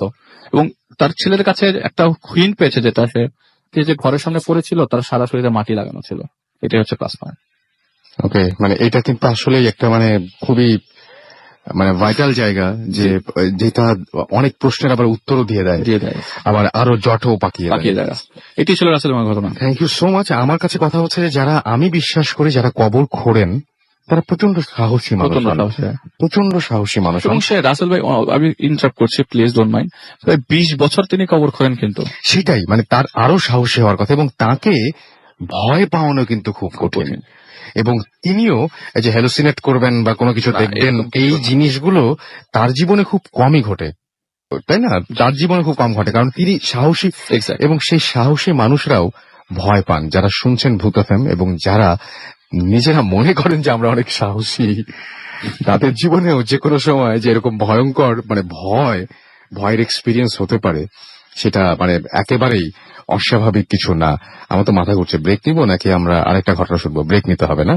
ওকে, মাথা ঘুরছে আমার আমার আমার এই ঘটনা শুনে যেরকম লাগছে, আমার একটা ব্রেক নেওয়াটাই ভালো। আমরা একটু সুস্থ স্বাভাবিক হয়ে আরো কিছু অতিথি দিয়ে আমরা পরবর্তীতে আসি। ইন দ্য মিন টাইম আপনারা যদি আমাদের SMS করতে চান, মোবাইলের মেসেজ অপশনে গিয়ে টাইপ করুন ফুর্তি, FORTI ফুর্তি, স্পেস দিয়ে লিখুন আপনার নাম, স্পেস দিয়ে আপনার মেসেজ পাঠিয়ে দিন 9840 নাম্বারে। যদি আমাদের ইমেল করতে চান, আমাদের ইমেল অ্যাড্রেস হচ্ছে bhootfm@radiofurti.fm, which is BHWTFM@radioforti.fm। এবং আমাদের ফেসবুকে যে পেজ আছে সেখানে গেলে আপনারা এই সমস্ত ইনফরমেশন পেয়ে যাবেন। সুতরাং ফেসবুকের আমি লিঙ্কটা বলে দিচ্ছি, www.facebook.com/radio.furti। এখানে গেলে আপনার যাবতীয় প্রশ্নের উত্তর মিলে যাবে। সো আমরা একটা ছোট্ট বিরতি নিচ্ছি, বিরতির পরে আবারও ফিরে আসছি। Stay tuned two radio Foorti and don't stop ফুর্তি। FM, the night comes alive with Gramophone.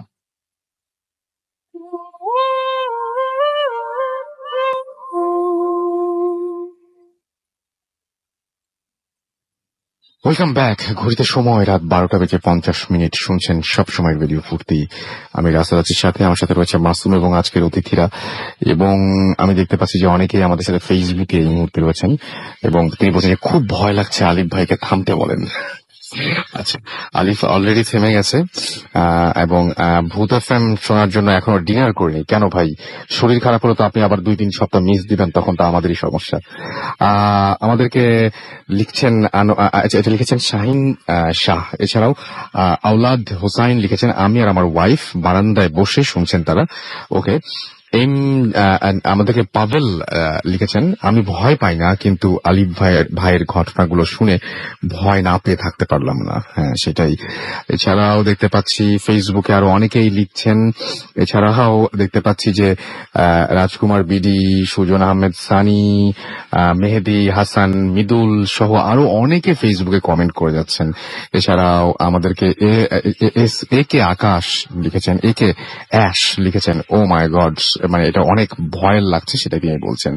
এছাড়াও দেখতে পাচ্ছি যে আরো অনেকেই এখানে কমেন্ট করছেন ফুর্তির পেজে এবং ভূত এফএমের পেজে, দুটো পেজে কমেন্ট করছেন। সেই সাথে আপনাদের SMS ও দেখতে পাচ্ছি, আমাদেরকে SMS করেছেন দেখতে পাচ্ছি আরিফ এবং তার ওয়াইফ রুম্পা হবিগঞ্জ থেকে, এবং লিখেছেন যে আলিফ ভাই ভয়াবহ। মিশু আমাদের লিখেছেন যে তিনি হচ্ছে আজকে স্পেশাল ভয় পাঠালেন। ওকে, আমাদেরকে এছাড়াও দেখতে পাচ্ছি রনি SMS করেছেন আজমল হোসেন সিলেট থেকে, ভূত এফএমকে অনেক লাভ করেন সেটা জানিয়েছেন। এছাড়াও আমাদেরকে আবেদ মিরপুর থেকে SMS করেছেন, লাস্ট স্টোরিটা তার কাছে অনেক ভালো লেগেছে। সাব্বির আমাদেরকে গাজীপুর থেকে SMS করেছেন আমাদেরকে। এছাড়াও দেখতে পাচ্ছি আদিত্য পুঠিয়া থেকে। এছাড়া আমাদের সাথে রয়েছেন রাকিব সহ আরো অনেকে। আপনি যদি আমার সাথে জয়েন করতে চান, চলে আসুন আমাদের ফেসবুক ফ্যান পেজে www.facebook.com/radio.furti, অথবা চলে আসুন www.facebook.com/bhutfm.russell, দুটো পেজই ওপেন করে রাখতে পারেন। সেই সাথে আপনি SMS করতে পারেন। আমাদের SMS এর যে নিয়ম SMS করা, সেটা হচ্ছে আপনার সেলফোনের মেসেজ অপশনে গিয়ে টাইপ করতে হবে ফুর্তি, FORTI ফুর্তি, স্পেস দিয়ে লিখতে হবে আপনার নাম, স্পেস দিয়ে আপনার মেসেজ পাঠিয়ে হবে 9840 নাম্বারে। একটু জানিয়ে দিই অ্যাপ কিভাবে ডাউনলোড করবেন। আমাদের অ্যাপ ডাউনলোড করতে হলে আপনাকে চলে যেতে হবে আমাদের পেজে, সরাসরি আপনার পেজ থেকে ডাউনলোড করে নিতে পারেন। লিঙ্ক পেয়ে যেতে পারেন www.radiofurti.fm। এখানে গেলে আপনি ইনফরমেশন পাবেন। এছাড়াও আপনি যদি অ্যান্ড্রয়েড বা আইওএস যেটা ইউজ করেন না কেন, আপনি সরাসরি গুগল প্লেতে বা আপনি সরাসরি অ্যাপ স্টোরে গিয়ে সেখান থেকেও রেডিও ফুর্তি টাইপ করলে কিন্তু আপনি ফ্রি সেই অ্যাপটা পেয়ে যাবেন। সো ডাউনলোড করে আপনি আরো মানে একদম লাইভ আমাদের সাথে পৃথিবীর যে কোনো জায়গা থেকে কানেক্টেড থাকতে পারেন। আমি চলে যাব আমাদের ঘটনায়। এই ঘটনাটি আমি পড়ে শোনাবো। আমাদের সঙ্গে একজন শেয়ার করেছেন, লিখেছেন যে আসসালামু আলাইকুম রাসেল ভাই, আমি জানি আপনি ভালো আছেন কারণ আপনি সবসময় ভালোর দলেই থাকেন। আজ আমি আপনাদের সাথে যে ঘটনাটা শেয়ার করতে চাচ্ছি তা আমার নিজের জীবনে ঘটে যাওয়া একটি ঘটনা। এই ঘটনাটি আজ থেকে প্রায় 9 বছর আগের ঘটনা। তখন আমার বয়স ছিল 11 বছর। সময়টা ছিল রমজান মাসের কিছুদিন আগে, অর্থাৎ আর কিছুদিন গেলেই রমজান মাস আসবে এমন একটা সময়। আমি অনেক ছোটবেলা থেকেই রমজানের রোজা রেখে আসছি। তো সেদিন রাত্রে গতানুগতিক অন্যান্য দিনের মতো ঘুমিয়েছিলাম। হঠাৎ ওই রাতে কি একটা কারণে আমার ঘুম ভেঙে যায়। আমি যে ঘরে শুয়েছিলাম সেই ঘর অন্ধকার থাকায় আমি বুঝে উঠতে পারিনি যে এখন কয়টা বাজে। আমি তখন বিছানা থেকে উঠি। এখানে আমাদের ঘরগুলোর কিছু বর্ণনা দিতে চাই। আমাদের বাসার অন্য একটি রুমের এখানে আলো জ্বালালে তা আমাদের রুম থেকে দেখা যায়। আমাদের রুমে আমি আমার ভাই রাতে ঘুমাই, আর আমাদের রুমের বিছানা থেকে ওই ঘরের আলো চোখে পড়ে। আর আমরা ওই ঘরে সবাই খাওয়া দাওয়া করতাম। সেখানে একটা বিছানাও ছিল শোবার জন্য। ঘরটা মোটামুটি বড় ছিল।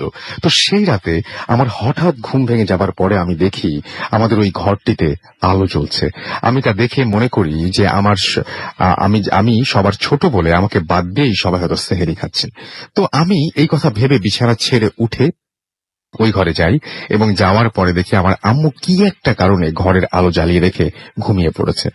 আমার আম্মুর সাথে আমার ছোট বোনও ঘুমাতো। তো আমি আমাদের ঘরে ঘুমাতে না গিয়ে আমার আম্মুর সাথে আমার বোনের পাশে চুপচাপ শুয়ে পড়ি। এখানেই একটা জিনিস বলে রাখি, আমি তখন আমার রুমে একটা সিলিং ফ্যান লাগানো ছিল এবং সিলিং ফ্যানের ঠিক বিপরীত দিকে একটা সাদা এনার্জি সেভিং বাল্ব লাগানো ছিল। আর এই জন্যই ওই সিলিং ফ্যানের ছায়া দেয়ালের ঠিক অন্য পাশে পড়তো। তো আমি বিছানায় শুয়ে পড়ার কারণে আমার চোখ সেই সিলিং ফ্যানের দিকে চলে যায়। এরপরে আমি যা দেখি তা দেখে আমি একদম ঘোরের মধ্যে চলে যাই। মূলত ওই বয়সে আমার জ্ঞানের মধ্যে ছিল না যে আমি এখানে এখন কি করতে হবে আমাকে। আমি দেখি একটা লম্বা ফুল হাতা পড়া হাত আমার ফ্যানের যে রড আছে তা ধরে বিপরীত দিকে টানছে। আরো একবার বলছি, আমি দেখি একটা লম্বা ফুল হাতা পরা হাত, ফুল হাতা শার্ট পরা একটা হাত ফ্যানের যে রড থাকে তা ধরে বিপরীত দিকে টানছে। এবং উল্লেখ করে যে বিষয় সেটা হচ্ছে আমাদের বাসা দোতলার পাকা বাসা। আমাদের সেখানে যেরকম রডের সাথে ফ্যান যেভাবে টাঙানো থাকে সেটি কোনোভাবে সেরকম ভাবেই ওই ফ্যানটা ছিল। এবং এরপর ওই জিনিসটা ওই হাতটা দেখার পর আমি খুব ভয় পেয়ে যাই। কিন্তু আমি এতটা ভয় পাই যে আমি চিৎকার করার সাহস পর্যন্ত হারিয়ে ফেলি। আমি এক দৃষ্টিতে ওই হাতটার দিকে তাকিয়ে থাকি। ওই হাতটিও এক নাগাড়ে ওই ফ্যানটার রড ধরে টানছিল। আর ওই হাতটা আমি সরাসরি দেখতে পাইনি। আসলে মূলত ওই হাতটা আর হাত নাড়াচাড়ার ছায়া আমি ফ্যানের রডের ছায়া যে পাশে পড়ে ঠিক সে পাশে দেখছিলাম। আমি ওই হাতটিরও নড়াচড়া দেখেছিলাম। আমি মূলত তখন ঘোরের মধ্যে ছিলাম। তখন আমি কি করব ভেবে পাচ্ছিলাম না। যাই হোক, এবার হঠাৎ দেখি পুরো ঘরটাকে টেবিল যেভাবে টেনে নিয়ে গেলে ঘর ঘর করে একটা আওয়াজ হয়, ঠিক সেরকম ভাবে ঘরটাকে মনে হয় টেনে নিয়ে যাচ্ছে, এরকম একটা শব্দ হচ্ছে। আমি এরপর প্রচন্ড ভয় পাই। আমি ভয়ে তৎক্ষণাৎ ওই ঘরের এনার্জি সেভিং বাল্বের দিকে তাকালাম। দেখি এত জোরে নড়ছে যে ওই বাল্বটা যেন এখনই মাটিতে খসে পড়বে। আমি এটা বুঝতে পেরে প্রচন্ড ভয় পেয়ে যাই এবং চিৎকার দিতে পারি এবং আম্মুকে ডেকে তুলি। আম্মু ঘুম ঘুম চোখে ওঠে এবং আমি আম্মুকে বলি যে আমাদের ঘরে ওইটা কি। আম্মু ঘুম থেকে উঠে কিছুক্ষণ পরেই সবকিছু বুঝে ফেলে। আর আমার আম্মু ওই ফ্যানের রডের ছায়াটা ওই হাতটিকেও দেখতে পায়। সাথে সাথে আমার আম্মু অনেক ভয় পেয়ে জোরে জোরে সূরা ইয়াসিন পড়তে শুরু করেন। আর পড়া শুরু করার কয়েক সেকেন্ডের মধ্যেই একটা বিকট শব্দ হয়, আর সেই হাতটিও তৎক্ষণাৎ অদৃশ্য হয়ে যায়। আমি আমার আম্মুকে প্রায় সাথে সাথে জিজ্ঞেস করি, আম্মু তুমি কি হাতটা দেখতে পেয়ে?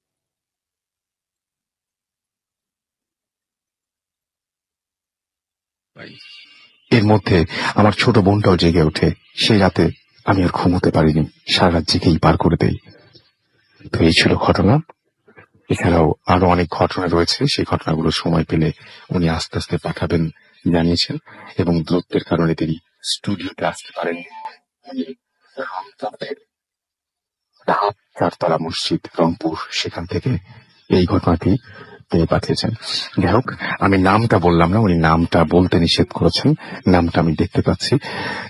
এই ছিল ঘটনা, এবং আশা করছি আপনাদের অনেক ভালো লেগেছে, এবং ভালো লাগলে অবশ্যই SMS করে এবং ফেসবুকে কমেন্ট করে জানিয়ে দিবেন। কারণ যারা এখানে আসেন, যারা এখানে ঘটনা বলতে আসেন, বারবার আসেন বিভিন্ন জায়গা থেকে, বাংলাদেশের বিভিন্ন জায়গা থেকে আসেন, কষ্ট করে ঘটনা শোনান আপনাদেরকে, তারা একটু প্রশংসা তো পেতেই পারেন, এবং আপনারা সেটা আমি জানি যে নির্দ্বিধায় সেই প্রশংসা করতে আপনারা রাজি। সেটা আপনারা SMS এর মাধ্যমে হোক, ফেসবুকের মাধ্যমে হোক, যেভাবেই হোক না কেন আপনারা জানিয়ে দেবেন। যাই হোক, আমরা চলে যাব আমাদের পরবর্তী ঘটনায়, এবং আমাদের পরবর্তী ঘটনার জন্য আমাদের দ্বিতীয় অতিথি এখনো পর্যন্ত আছেন, আরো অনেকে বাইরে ওয়েট করছেন। আমরা একে একে সবাইকে আমাদের সময় দিতে হবে। আমরা খুব ছোট করে আপনার দ্বিতীয় ঘটনা শুনে ফেলি। আপনার নামটা তার আগে একটু বলবেন। হ্যাঁ, শিমুল আবার বলছিলাম। তো এই ঘটনাটা আমার দাদাবাড়ির ঘটনা। আমার দাদাবাড়ি কালিয়াকৈরে, সেটা 60 বছর আগের ঘটনা। তো যেটা হয় যে আমার যে দাদা, ওনারা ছিলেন 4 ভাই। তো আমার দাদার যে বাবা, মানে আমার বড় বাবা, উনি হচ্ছে ওনার 2 ছেলেকে নিয়ে একদিন বাজারে যায়। তো আগেকার দিনে তো যেটা ছিল যে হাট ছিল। তো উনি সন্ধ্যাবেলা ওনার 2 ছেলে এবং উনি একটা হারিকেন নিয়ে গরুর গাড়িতে করে হাটে যায়, এবং ফিরে আসার সময় একটা কালভার্টের কাছাকাছি একটা জায়গায় ওনার মানে আমার দাদার যে বাবা, মানে আমার বড় বাবা, উনি 2 জন মহিলাকে দেখতে পায়। ওনারা বোরকা পরে ওখানে দাঁড়িয়েছিল এবং কাঁদছিল। তো আমার দাদা জিজ্ঞাসা করে যে তোমাদের কি হয়েছে, তোমরা কেন কাঁদতেছো, তোমরা কি ওইদিকে যাবা? মানে উনি যেদিকে যাচ্ছিলেন ওই দিকের কথা বলে যে তোমরা কি ওইদিকে যাবা, তো গেলে আসো, গাড়িতে বসো। তো ওই মহিলা 2 জন গাড়িতে বসে, এবং বসার পরে যেটা হয়, গাড়ি এত ভারী হয়ে যায়, এত ভারী যে গরু টানতে পারছিল না, এত ভারী হয়ে যায়। এবং তো হঠাৎ করে আকাশ, মানে ওনারা বসার পরে, তো এরকম 20 থেকে 25 হাত দূরত্বে যাওয়ার পরেই ওনার এক ছেলে বলে ওঠে, বাবা তুমি এটা কাদের উঠাইছো গাড়িতে, এদের তো সারা গায়ে লোম। মানে জিনিসটা এরকম ছিল যে ওনাদের লোমগুলো এমনই মানে ঘন এবং এত মানে পুরো ছিল যে মনে হচ্ছিল তারা বোরকা পরে দাঁড়িয়ে আছে। এবং ওনার এক ছেলে এই কথা বলার সাথে সাথে ওনারা 2 জন গাড়ি থেকে লাফ দেয়।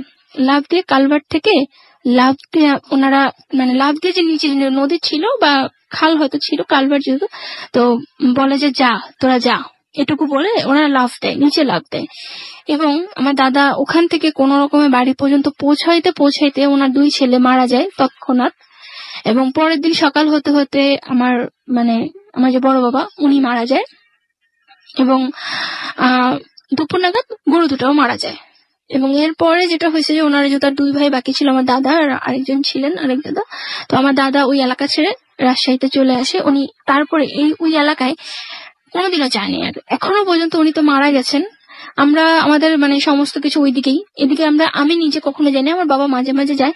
এবং ওই এলাকাটা এখনো এত প্রত্যন্ত যে ওখানে কারেন্ট নেই, বিদ্যুৎ নাই এখনো।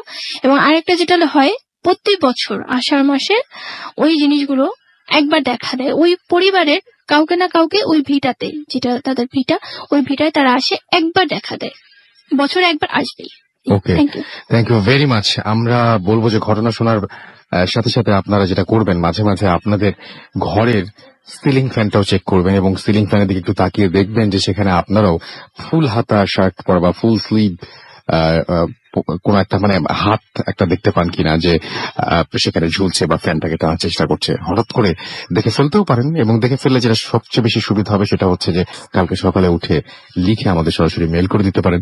সো এই চান্সটা তো একটু নিতেই হবে। আমরা পরবর্তী ঘটনায় যাব, এবং খুব আশ্চর্যের ব্যাপার, খুবই আমি মানে একদম অনেক অনেক অনেক বেশি আনন্দিত আজকে, এবং আমি আপনাকে মানে অনেক থ্যাঙ্কস জানাচ্ছি। আপনি অনেক দূর থেকে আজকে এসেছেন, রংপুর থেকে আপনি এসেছেন। আপনার নামটা প্লিজ একটু বলবেন, এবং রংপুরে আপনার বাসা কোথায় একটু যদি বলা সম্ভব আমাদের বলবেন। হ্যালো লিসেনার্স, আসসালামু আলাইকুম। আমি মোহাম্মদ মাহমুদুল করিম চয়ন। আমি রংপুর জেলার গঙ্গাচড়া উপজেলা থেকে এসেছি। আমার গ্রাম দক্ষিণ কুলকুন্দ। তো রাসেল ভাই, আমি সরাসরি আমার গল্পে চলে যাচ্ছি। ওকে। আমার এই গল্পটা অনেকদিন আগ থেকে, আমি আসলে আমার জন্মের আগ থেকে আমি আমার জন্মের আগের ঘটনা। আমি পরে এগুলো আমার মায়ের কাছে শুনেছি এবং আমার বাবার কাছেও শুনেছি। আর এর মধ্যে কিছু ঘটনা সেই তখন থেকে শুরু করে এখন আমাদের সাথে কিছু ঘটে চলেছে। আমরা 4 ভাই বোন, বড় অপু মিনি, তারপর নয়ন, শয়ন এবং আমি চয়ন। আমাদের 4 ভাই বোনের সাথেই কিছু এই ঘটনাগুলো চলে এসেছে। আর রাসেল ভাই, আশ্চর্যের বিষয় এটা যে এই ঘটনাগুলো যে ঘটছে ফ্রেন্ডসদের সাথে যখন শেয়ার করি, এর জন্য এত সুপারন্যাচারাল কিছু ঘটছে আমার সাথে। ওরা আমাকে সুপার বয় বলে ডাকছে এখন। অ্যাকচুয়ালি এর আগে আমি গল্প শুরুর আগে একটা শুধু বিষয় শেয়ার করতে চাই, সেটি হলো যে আমার এক ফ্রেন্ড আমার সঙ্গে ভালোভাবে কথা বলেনি, আর আমি ওই মুহূর্তে তার সাথে একটা আমরা ঘটনায় চলে যাই। হ্যাঁ, হ্যাঁ, তো আমার ছোটবেলা থেকে আমার নানু বাসার পাশে একটা পুকুর ছিল। ওই পুকুরটা একটা হন্টেড ছিল, ওই সময় খুব ঝোপঝাড় ছিল এবং হাজা মজা একটা পুকুর ছিল। এই পুকুরের উত্তর দিকে কিছু সাদা ডানাওয়ালা মেয়ে খেলা করতো, আর যার কারণে আমার মাকে আমাদের নানু বাসার নানু নানি কেউ ওখানে যেতে দিতেন না। এটা কত আগের ঘটনা হবে তাও? এটা আমার মায়ের বয়সটা এখন 50-এর মতো, আর তিনি যখন 7-8 বছর বয়স। তখন অনেক আগের ঘটনা। অনেক আগের ঘটনা আসলে। আর রাসেল ভাই এটা একটা সিম্ফনি ধরে রেখেছি, কিন্তু ধারাবাহিকভাবে ঘটনাগুলো ঘটে আসছে আমাদের সাথে। আমার মায়ের বিয়ে হয়ে যাওয়ার পর যে ঘরটাতে থাকতেন আমার মা এবং বাবা, ঠিক সেই ঘরের উত্তর দিক দিয়ে ওদিকে তখন কিন্তু আমরা কিন্তু তিস্তা নদীর কাছে ছিলাম, উত্তর কলকন্দ। এই তিস্তা নদীর কাছে পারে আমাদের সবার জন্ম। আর এখানে যে রুমটাতে ছিলেন আমার বাবা এবং মা, তার ঠিক উত্তর দিক দিয়ে কিন্তু একটা প্রতিদিন ফজরের আগে আগে একটা করে আগুনের গোলা দৌড় দিত। এই আগুনের গোলা, আর আমার আপনাকে আমি মেলে বলেছি যে আমার দাদু বৃদ্ধ হলে কিন্তু তাগড়া জওয়ানের মতো খুব শক্তিশালী এবং সাহস ছিলেন। তো উনি বাবাকে ডাকতেন যে এমদাদ দেখো তো কি হয়েছে। তখন আবার বাবা উঠে যেতেন, আর বাবা আর্লি রেজের ছিলেন। আর বাবা উঠে আমার ছোট এক চাচাকে ডাক দিতেন, দিয়ে ওনারা দুজনে একসাথে আগুনটাকে তাড়া করতেন। আর আগুনটা কোনো রিয়াকশন করতো, কোনো রেসপন্স দিত না, দৌড়ে চলে যেত, এ ধরনের একটা। তারপর যখন আমরা চলে আসলাম এখন উত্তর কলকাতা থেকে, যখন আমার বয়স 2 and 5 years, তখন আমরা চলে আসি দক্ষিণ কলকাতায়। এখানে এসে আমার মা গ্রাম রাসেল ভাই আমাদের কিন্তু প্রত্যন্ত অঞ্চলে আর কি বাড়িটা ছিল, আর ওই জায়গাটাতে আগে প্রচুর ঝোপ জঙ্গল ছিল। আর ওখানে আসার পর মা প্রথম ভূতের আগুন দেখতেন, যে দুটো বাঁশ বাগান আছে, এ বাগান থেকে ও বাগান আগুনগুলো চলে যাচ্ছে। আর বিভিন্ন ধরনের কেমন যেন তাদের পোশাকগুলো ছিল। কিন্তু তার আগে যখন উত্তর কলকাতায় ছিলেন, তখন আমার মিনি আপু যখন খুব ছোট, তখন আমার নানুমা আমাদের বাসায় গিয়েছিলেন। যে আসলে এটা কিন্তু হয় যে নানিরা যায়, আর যাওয়ার পর কাপড়গুলো নদীতে কাচতেন। তো কাচার পর মায়ের কাপড়ও কাচতেন, আমার আপুর কাপড়ও কাচতেন। আর তারপর সেগুলো একদিন নাকি ভালো মতো শুকানো হয়নি কাপড়গুলো, এই অবস্থাতেই ফিরে এসেছেন। আর যখন ফিরে এসেছেন তখন মা নিজেও পড়েছেন, আপুকে পরিয়ে দিয়েছেন। আর তারপর হঠাৎ করে মিড নাইটে মা ফিল করছে যে 30-40টা কুড়ে ঘরের মধ্যে কিন্তু 30-40 জন কালো বালক আসছে, এসে মাকে চিপে ধরার চেষ্টা করছে। এই ধরনের একটা তিনি বুঝতে পারছেন। আর তিনি যখন চিৎকার করছেন, কিন্তু পাশের রুম থেকে কারো কোনো রেসপন্স নেই। আর আমার বাবা যখন উনি খুবই ফ্রি মাইন্ডেড এবং আড্ডাবাজ মানুষ, উনি বাইরে গেলে একটু রাত্রি করে ফিরতেন। তো হতে পারে সেদিন হয়তো তিনি বাইরে ছিলেন, আর যার কারণে সেদিন বাবা বাড়িতে ছিলেন না। আর যখনই তিনি দেখছেন যে না বাচ্চাগুলো এখন নেই, তখন দেখছেন যে সাদা রঙের কিছু গাভী, বড় বড় শিং, তারা এসে মাকে চেপে ধরার চেষ্টা করছেন। আমার বড় আপুর বাসা কিন্তু ফুলবাড়িতে, উনি কিন্তু ফুলবাড়িতে চলে যান। তো ফুলবাড়িতে থাকার সময় আমার মেজো ভাইয়া স্বয়ন আপুর বাসায় যায়। এখন আমার দুলাভাই একজন কোল্ড স্টোরের ফুলবাড়ি কোল্ড স্টোরের অ্যাকাউন্টেন্ট ম্যানেজার ছিলেন। তো উনি আসতে চাইলেও আর কি তাড়াতাড়ি করে আসতে পারতেন না, অফিসে কাটাতে হতো অনেক সময়। তো এর কারণে যখন তিনি একদিন অনেক রাত করে ফিরেছেন, কিন্তু তার আগেই আমার ভাইয়া এবং আপু আমাদের ভাগ্নিকে পড়াচ্ছেন আর খেলা দিয়ে ছিলেন। তো এর মধ্যে হঠাৎ করে তারা ঘুমিয়ে পড়ে। আর আপু ফিল করে যে জানালার পাশ দিয়ে হয়তো কেউ একজন নুপুর পড়ে যাচ্ছে, খুব স্লোলিও না ফাস্টলিও না, দৌড়েও না হেঁটেও না, কিন্তু একটা মাঝারি ভাবে একটা নুপুরের শব্দ যাচ্ছে। তো যখন মেজো ভাইকে ডাক দিল যে দেখতো কি হচ্ছে এটা, তখন মেজো ভাই জানালাটা খুলে যে কে যায়। ও কিন্তু খুব সাহসী ছিল, আর ও এটা বলে। তো আপু আবার ওকে থামায় যে দাঁড়া, এভাবে বলতে নেই। তখন আপু আবার আস্তে করে জানালাটা লাগাই দিয়ে বলে যে এটা যাই হোক না কেন, এভাবে নেওয়ার কোনো প্রয়োজন নেই। তারপর তো আমাদের বাড়িতে চলে আসে, গ্রামের বাড়িতে চলে আসে গঙ্গাচড়ায়। আসার পরে মাকে যখন এই কথাটা বলে, রাসেল ভাই এটা 2005 সালের ঘটনা হবে। তো আমি তখন ছোট ছিলাম। তো মাকে বলে, তো মা বলে যে এ নিয়ে ঘাটাঘাটি করার কোনো প্রয়োজন নাই, আসলে এগুলো হতেই পারে। কারণ মা বলছেন যে আমি যখন তাহাজ্জুদের নামাজের সময় উঠতাম, তখন আমি শুনতে পেতাম যে 4 পায়ের একটা ঘোড়ার মতো কিছু একটা এই বাঁশবাগানের দিক থেকে মসজিদের দিকে যাচ্ছে। তো আসলে এ নিয়ে তোমরা কেউ বেশি ঘাটাঘাটি করো না, একটা হয়েই থাকে। আর আমাদের বাড়ির উত্তর পাশে, আমি যে রুমটাতে থাকি, আমার পাশের রুমে আমার মা থাকেন। তো আমাদের বাসার উত্তর দিকে কাঁঠাল বাগান আছে। তো এখান থেকে ধূপ ধাপ করে কাঁঠাল পড়ার শব্দ হয়, কিন্তু সকালে কোনো কিছু নেই, পুরো ফাঁকা। এখন কাঁঠাল যা ছিল গাছেই আছে। হ্যাঁ। আর কোনো কিছুই নিচে কিছুই পাওয়া যেত না। হতে পারে যে এখন কাঁঠাল আছে, দুপুরবেলা হঠাৎ করে কাঁঠাল পড়লো যে বুঝতে পারছি যে কাঁঠাল আছে, আমরা গেলেও দেখতে পাই। তো রাত্রিবেলা যখন পড়তো, সকালবেলা আমরা কিছুই দেখতে পেতাম না, শুধু শব্দই হতো। তো মা বলছেন এই নিয়ে ঘাটাঘাটি করার কিছু নেই, এটা হতেই পারে, কোনো সমস্যা না।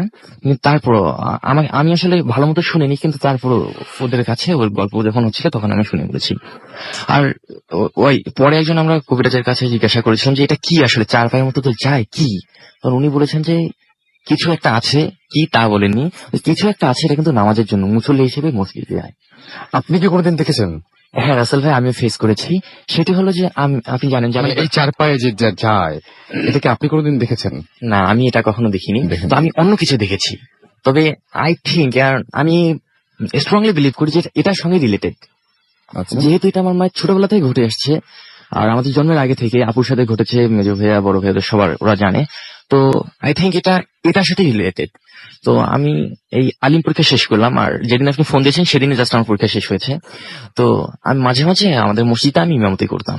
তো সে আমাদের পেশ ইমাম নেই, শুধু জুমার নামাজের ইমাম আছেন। তো আমি কয়েকদিন ধরে নামাজ পড়াচ্ছিলাম। একদিন মাগরিবের নামাজ পড়ানোর পর আমি বাসায় আসছিলাম, আর যে ছুরাগুলো পড়ছিলাম ওখানে, সেই ছুরাগুলো আমি মনে মনে আবার পড়ছিলাম, গুনগুন করে আর কি। তো আমি বাসায় ফেরার পথে আমাদের বাসাটা পশ্চিম দিক দিয়ে ঢোকা যায়, পূর্ব দিক দিয়ে ঢোকা যায়। তো আমি পূর্ব দিকে যে গেটটা আছে ওখানে সিঁড়িতে পা রেখেছি, আর দক্ষিণ দিকে একবার তাকিয়েছি মাত্র।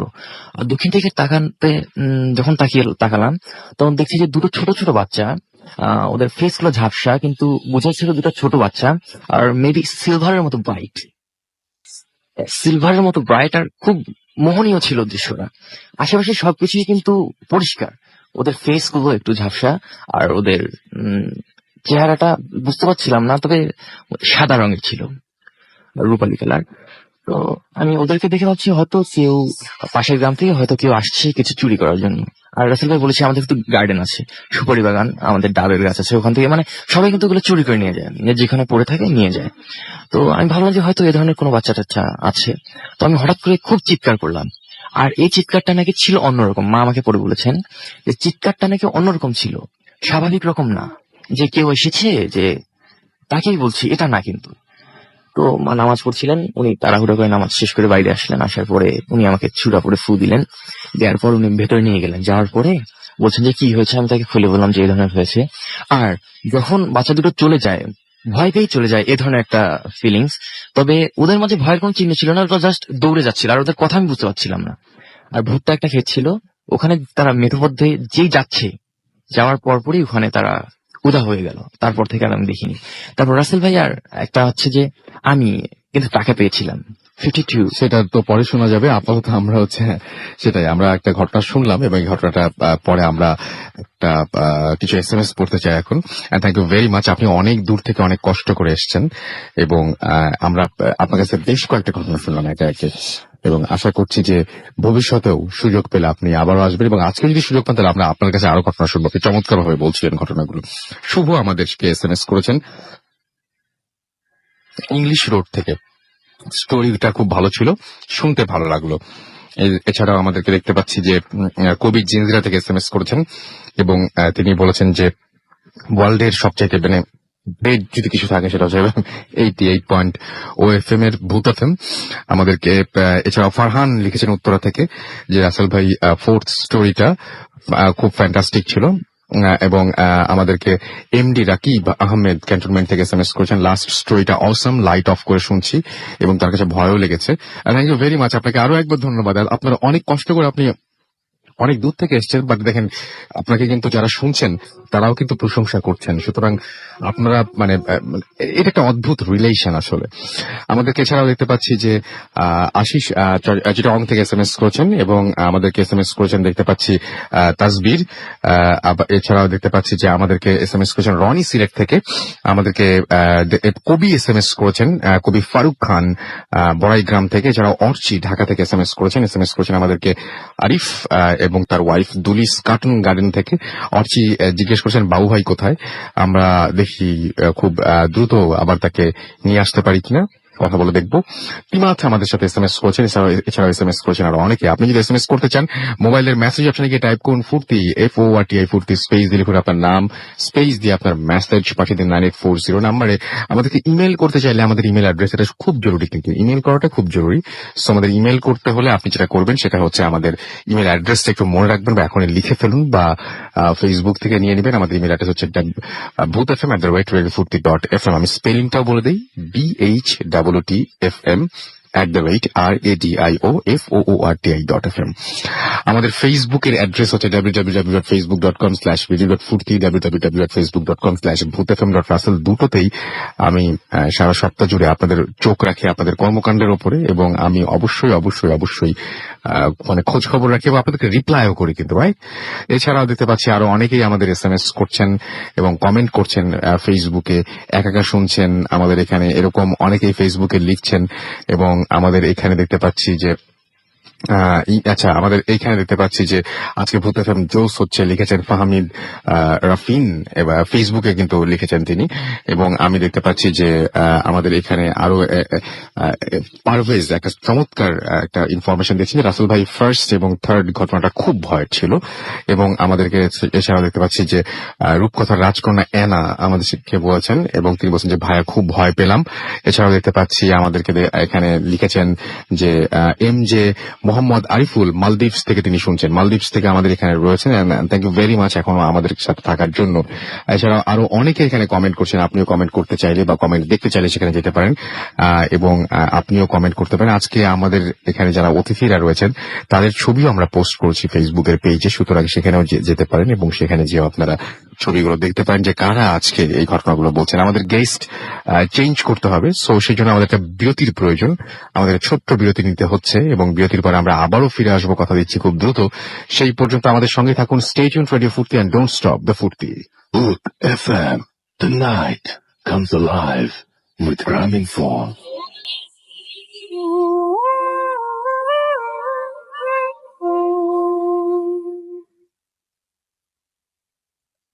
Welcome back. ঘড়িতে সময় রাত 1:20। আমি রাসেল আছির সাথে, আমার সাথে রয়েছে মাসুম এবং আজকের নতুন দুইজন অতিথি। এবং প্রথম অতিথিকে আমি একটু পরিচয় করে দিই আপনার সাথে। আপনার নামটা একটু প্লিজ বলবেন এবং আপনি কোথা থেকে এসেছেন? মনোময় কাপুরিয়া, মোহাম্মদপুর থেকে। মোহাম্মদপুর থেকে। আপনার সাথে যে ঘটনাটা ঘটেছিল সেই ঘটনাটা কবে ঘটেছিল? ভাই এটা আপনার 11 মার্চ এই 2015। 2015 11 মার্চ। কি হয়েছিল বলেন তো একটু? হ্যাঁ, যতদূর 11 মার্চে ঠান্ডাটা একটু কমে গিয়েছিল ঢাকা শহরে অন্তত। তো নিকুঞ্জ 2 আমার ফ্রেন্ড থাকে শাওন, ওর বার্থডে ছিল ওদিন। আমি বার্থডেতে গিয়েছিলাম যেহেতু আমার দাওয়াত করেছিল। ওখান থেকে ফিরতে ফিরতে প্রায় রাত 11টা 11:30 বেজে গেছে।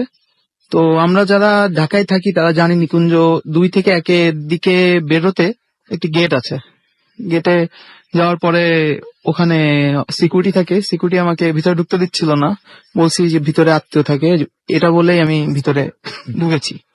আচ্ছা।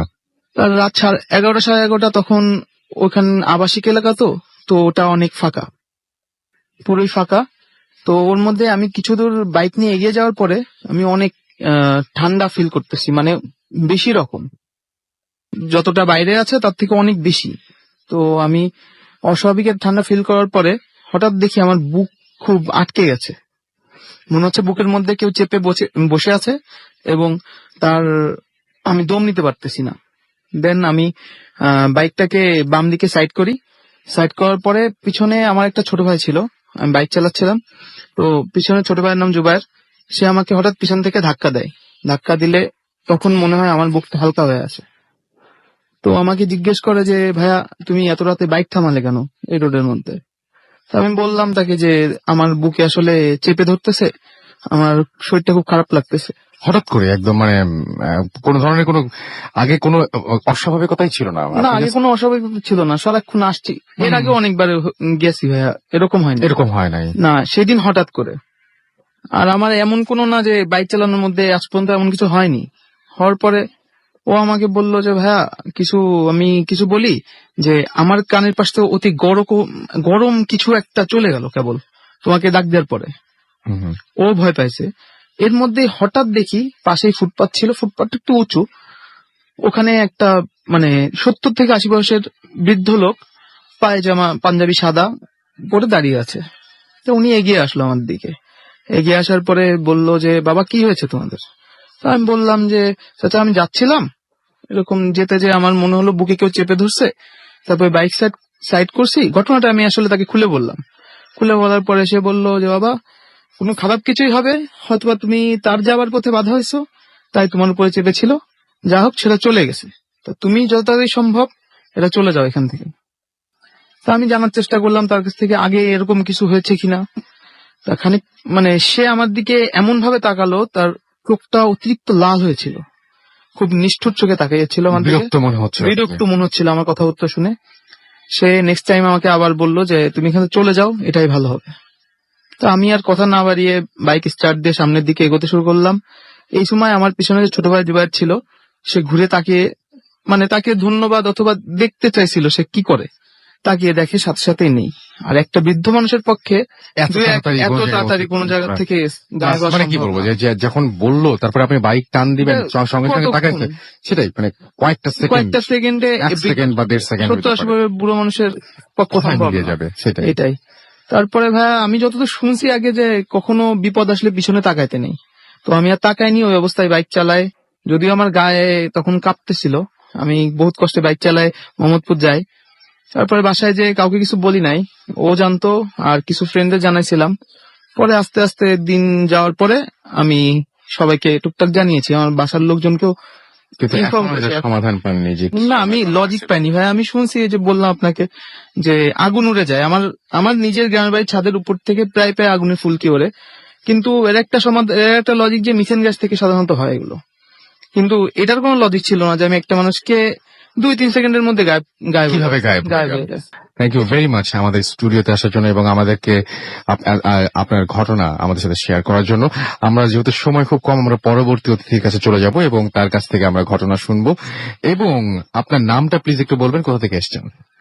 হ্যাঁ লিসেনার, আমি আব্দুল্লাহ মাহমুদ, এসেছি পাবনা থেকে। পাবনা থেকে। আমি বললাম যে আজকে বাংলাদেশের বিভিন্ন প্রান্ত থেকে এসেছেন, রংপুরের পরে এখন পাবনা। সো আপনার নামটা তো বললেন, কোথা থেকে এসেছেন সেটাও বললেন, আমরা ঘটনা শুনি। ঘটনাটি ঘটে আসলে আমার আঙ্কেলের সাথে, মোহাম্মদ সেলিম মোল্লা। তো আজ থেকে প্রায় 30-35 বছর আগে 1980 সালের দিকে ঘটনা। তো তখন গ্রাম অঞ্চলে আর কি যাত্রাপালা খুব ডাক নাম ছিল, মানে গ্রামের এন্টারটেনমেন্ট বলতে ওই যাত্রাপালাই ছিল একমাত্র। তো তারা বন্ধুরা প্ল্যান করলো যে একদিন যাত্রা দেখতে যাবে। তো যাত্রাটা বেশিরভাগ হতো আর কি নদীর ওপার চর এলাকায়। তো একদিন কিন্তু ওখানে যেতে তাদের নৌকা দরকার ছিল, তো তারা একটি ডিঙ্গি নৌকা জোগাড় করলো। এবং যেদিন যাবে আর কি সেদিন সন্ধ্যার সময় তারা মানে ভালোভাবে গেল, যাত্রাপালা দেখে শেষ করে রাত 3টার দিকে ফিরবে আর কি। তো তারা নৌকায় উঠে মানে এবার চলে আসলো। এবার চলে আসার পরে তারা একটা জিনিস খেয়াল করলো যে দুটো মহিলা বোরকা পরে তো দাঁড়িয়ে আছে এবং তাদের কোলে একটি বাচ্চা। বাচ্চাটা আমার বয়স 7-8 বছর হবে। জীবন মৃত সেটা বোঝা যাবে না, কারণ বাচ্চাটা লড়ছিল না, তাদের কোলে ছিল। তো এটা দেখে আমার আঙ্কেলের এক ফ্রেন্ড মোহাম্মদ ইমরান, সে জিজ্ঞেস করলো যে এত রাতে আপনারা এখানে কি করছেন? তো আমি বললো যে আমরা নদী পার হবো কিন্তু নৌকা পাচ্ছি না। তো আমার আঙ্কেল দেখলো যে এত রাতে মহিলা দুটোকে বিপদে না ফেলে আমরা বরং পার করে দিই। তো আঙ্কেল তাদের 3 বন্ধুকে বললো তোমরা বাড়ি যাও, আমরা এই 2 মহিলাকে পার করে বাড়ি আসতেছি। আল্লাহ ঠিক আছে। তো মহিলাকে নৌকা উঠতে বললো এবং তারা এসে ছই মানে নৌকার ছোট ছই আছে সেটা সেখানে বসলো। তো বসার পর তখন যে নৌকার দা টানবে, আমার কাকার বন্ধু দা টানছিল, দেখলো যে নৌকাটা প্রচন্ড ভারী হয়ে গেছে এবং তার পক্ষে দা টানা পরে অসম্ভব হয়েছে, খুব কষ্ট হচ্ছে তার দা টানতে আর কি। তো মানে এর আগেও 5 জন ছিল কিন্তু এত ভার হয়নি, যে এখন 4 জন আছে তার দ্বিগুণ ভার মনে হচ্ছে। তো তিনি কষ্ট করে খুব কষ্ট করে নদীতে যাচ্ছেন। নদীর যখন ঠিক মাঝখানে আসলেন, তিনি হঠাৎ করে শুনলেন যে 2 মহিলা হঠাৎ করে কেঁদে উঠতেছে, মানে খুব অদ্ভুত কটে কেঁদে উঠছে আর কি। তো আঙ্কেল জিজ্ঞেস করলেন কি ব্যাপার, আপনারা কাঁদছেন কেন? তো মহিলাজন তখন খুব মানে মোটা কণ্ঠে বললো যে আমরা এখানেই নামবো, নৌকা এখানেই থামা। তো আঙ্কেল কিছু না বুঝে বললো যে এখনো তো আমরা তীর পাইনি, আপনারা এখানে কিভাবে নামবেন? তো এই কথা বলার সাথে সাথে মহিলা দুজন মানে নৌকার দুপাশ থেকে 2 মহিলা নদীতে ঝাঁপ দিল এবং যখন ঝাঁপ দিল তাদের সাথে সেই বাচ্চাটা আর কি ছিল না, তো এটা যখন দেখলো আঙ্কেল এবং আঙ্কেল তার বন্ধু খুব অবাক হয়ে গেলেন যে এটা কি হলো। তো তারা দুজনে তাকিয়েছিলেন। তো সাধারণত একটা মানুষ মানে নদীতে ডুব দিলে সাধারণত সর্বোচ্চ 1 মিনিট থাকতে পারবে। তো তারা নৌকাতে মানে চারপাশে খুঁজতে থাকলেন, কিন্তু কোনো মানুষের চিহ্ন মাত্র পেলেন না। তো আঙ্কেল বললেন যে এটা নর্মাল না। তার ফ্রেন্ডকে বললেন যে তাড়াতাড়ি নৌকা দাঁড় টানো, আমরা তীরে ফিরে যাই।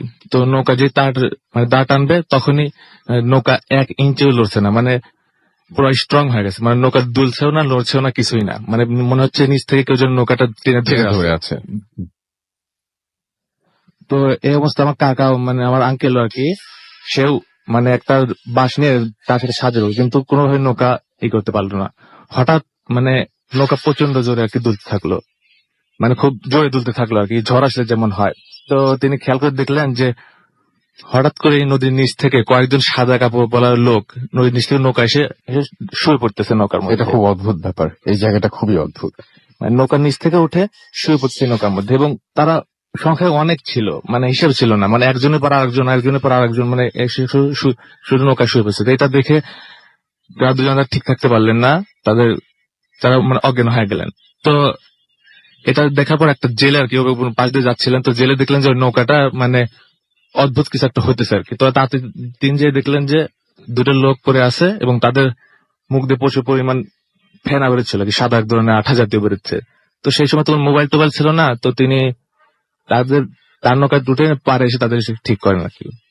তো এই ঘটনা আর কি মূল কাহিনীটা হচ্ছে ওই সময় ওখানে একটা আমাদের ঘাটে আর কি মানে বিশাল একটা কবরস্থান ছিল, মানে নদীতে যমুনা নদীতে পুরাটাই ভেঙে যায় আর কি, যার পর এই ঘটনা প্রায় মানুষের সাথে ঘটে আর কি। তার মানে একটা কবরস্থান ছিল, সেই কবরস্থান ভেঙে যাবার পরে যারা ওই নদীতে মাছ ধরতে যান বা যারা ওই নদীতে নৌকা নিয়ে পার হন, তারা এরকম অনেক ধরনের ঘটনা যেমন আমার মানে সিনিয়র ভাইরা তারা একদিন পিকনিক করতে গেছিলেন আর কি।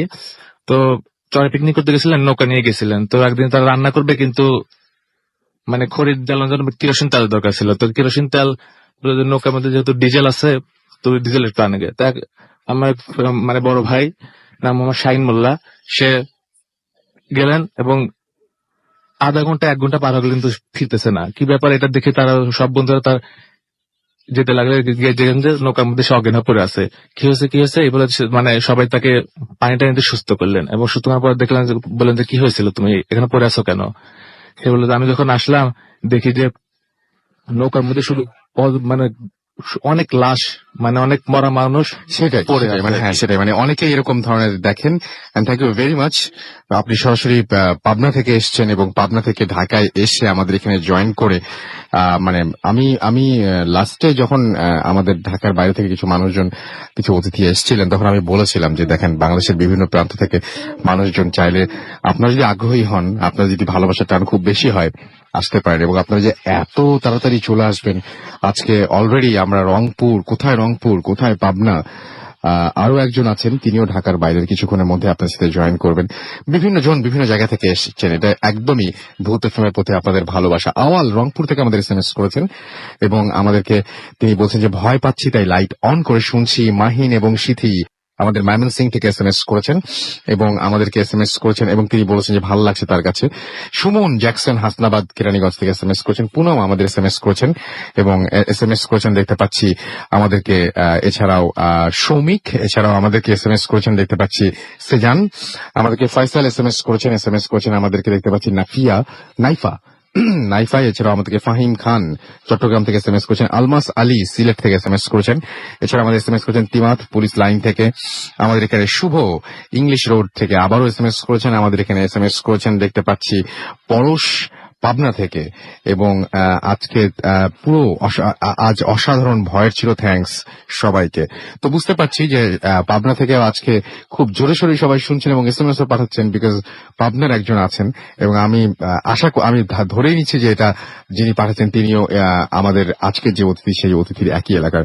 ইঞ্জিনিয়ার সোহেল আমাদেরকে লিখেছেন যে তার কাছে প্রথম স্টোরিটা খুবই ভালো লেগেছে, আমার কাছেও খুব ভালো লেগেছে। হানিফা লিখেছেন নাইস, ফুর্তি আচ্ছা, নাম লেখেনি সুতরাং পড়তে পারলাম না। মোস্তাক বেলি রোড থেকে লিখেছেন তিনি তার ছোট্ট বেবি মাহিসা এবং তার ওয়াইফ তাবাসসুম তারা সবাই একসাথে ভূত এফএম শুনছেন। Thank you very much. আপনারা রেগুলার আমাদের এসএমএস করেও জানিয়ে দেন যে আপনারা শুনছেন। এছাড়াও আমি দেখতে পাচ্ছি অলরেডি আমাদের এইখানে যে ফেসবুকের পেজ রয়েছে সেই পেজেও আপনাদের কমেন্ট, এবং 2010 সাল থেকে যিনি ভূত এফএম শুনছেন তার নাম হচ্ছে এমডি শাহরিয়ার ইসলাম খোকন। তিনি ফেসবুকে আমাদেরকে সেটা জানিয়েছেন। আলিফ ভাইকে অনেক ধন্যবাদ জানিয়েছেন। কামরুল হাসান আমাদেরকে, এছাড়াও আকাশ নীল এসএমএস করেছেন, এখানে কমেন্ট করেছেন তার কাছে আরো ভয় দরকার তার কাছে। আকবর খান অপু আমাদের এসে খুব ভয় লাগছে।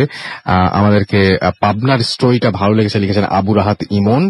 আজিব হৃদয় আমাদের এখানে বলছেন যে তিনি বলছেন যে এই গরমেও তার শরীর কাঁপছে, এবং আমাদেরকে এখানে ফেসবুকেই লিখছেন সবাই। আমাদের এখানে এমটি তুহিন এফসি লিখেছেন যে রংপুরের ভাইয়ের স্টোরিটা তার কাছে অবশ্য অতটা ভালো লাগেনি। আমাদেরকে এছাড়াও দেখতে পাচ্ছি যে আমাদের এখানে আরো অনেকেই লিখছেন, এখানে কমেন্ট করছেন।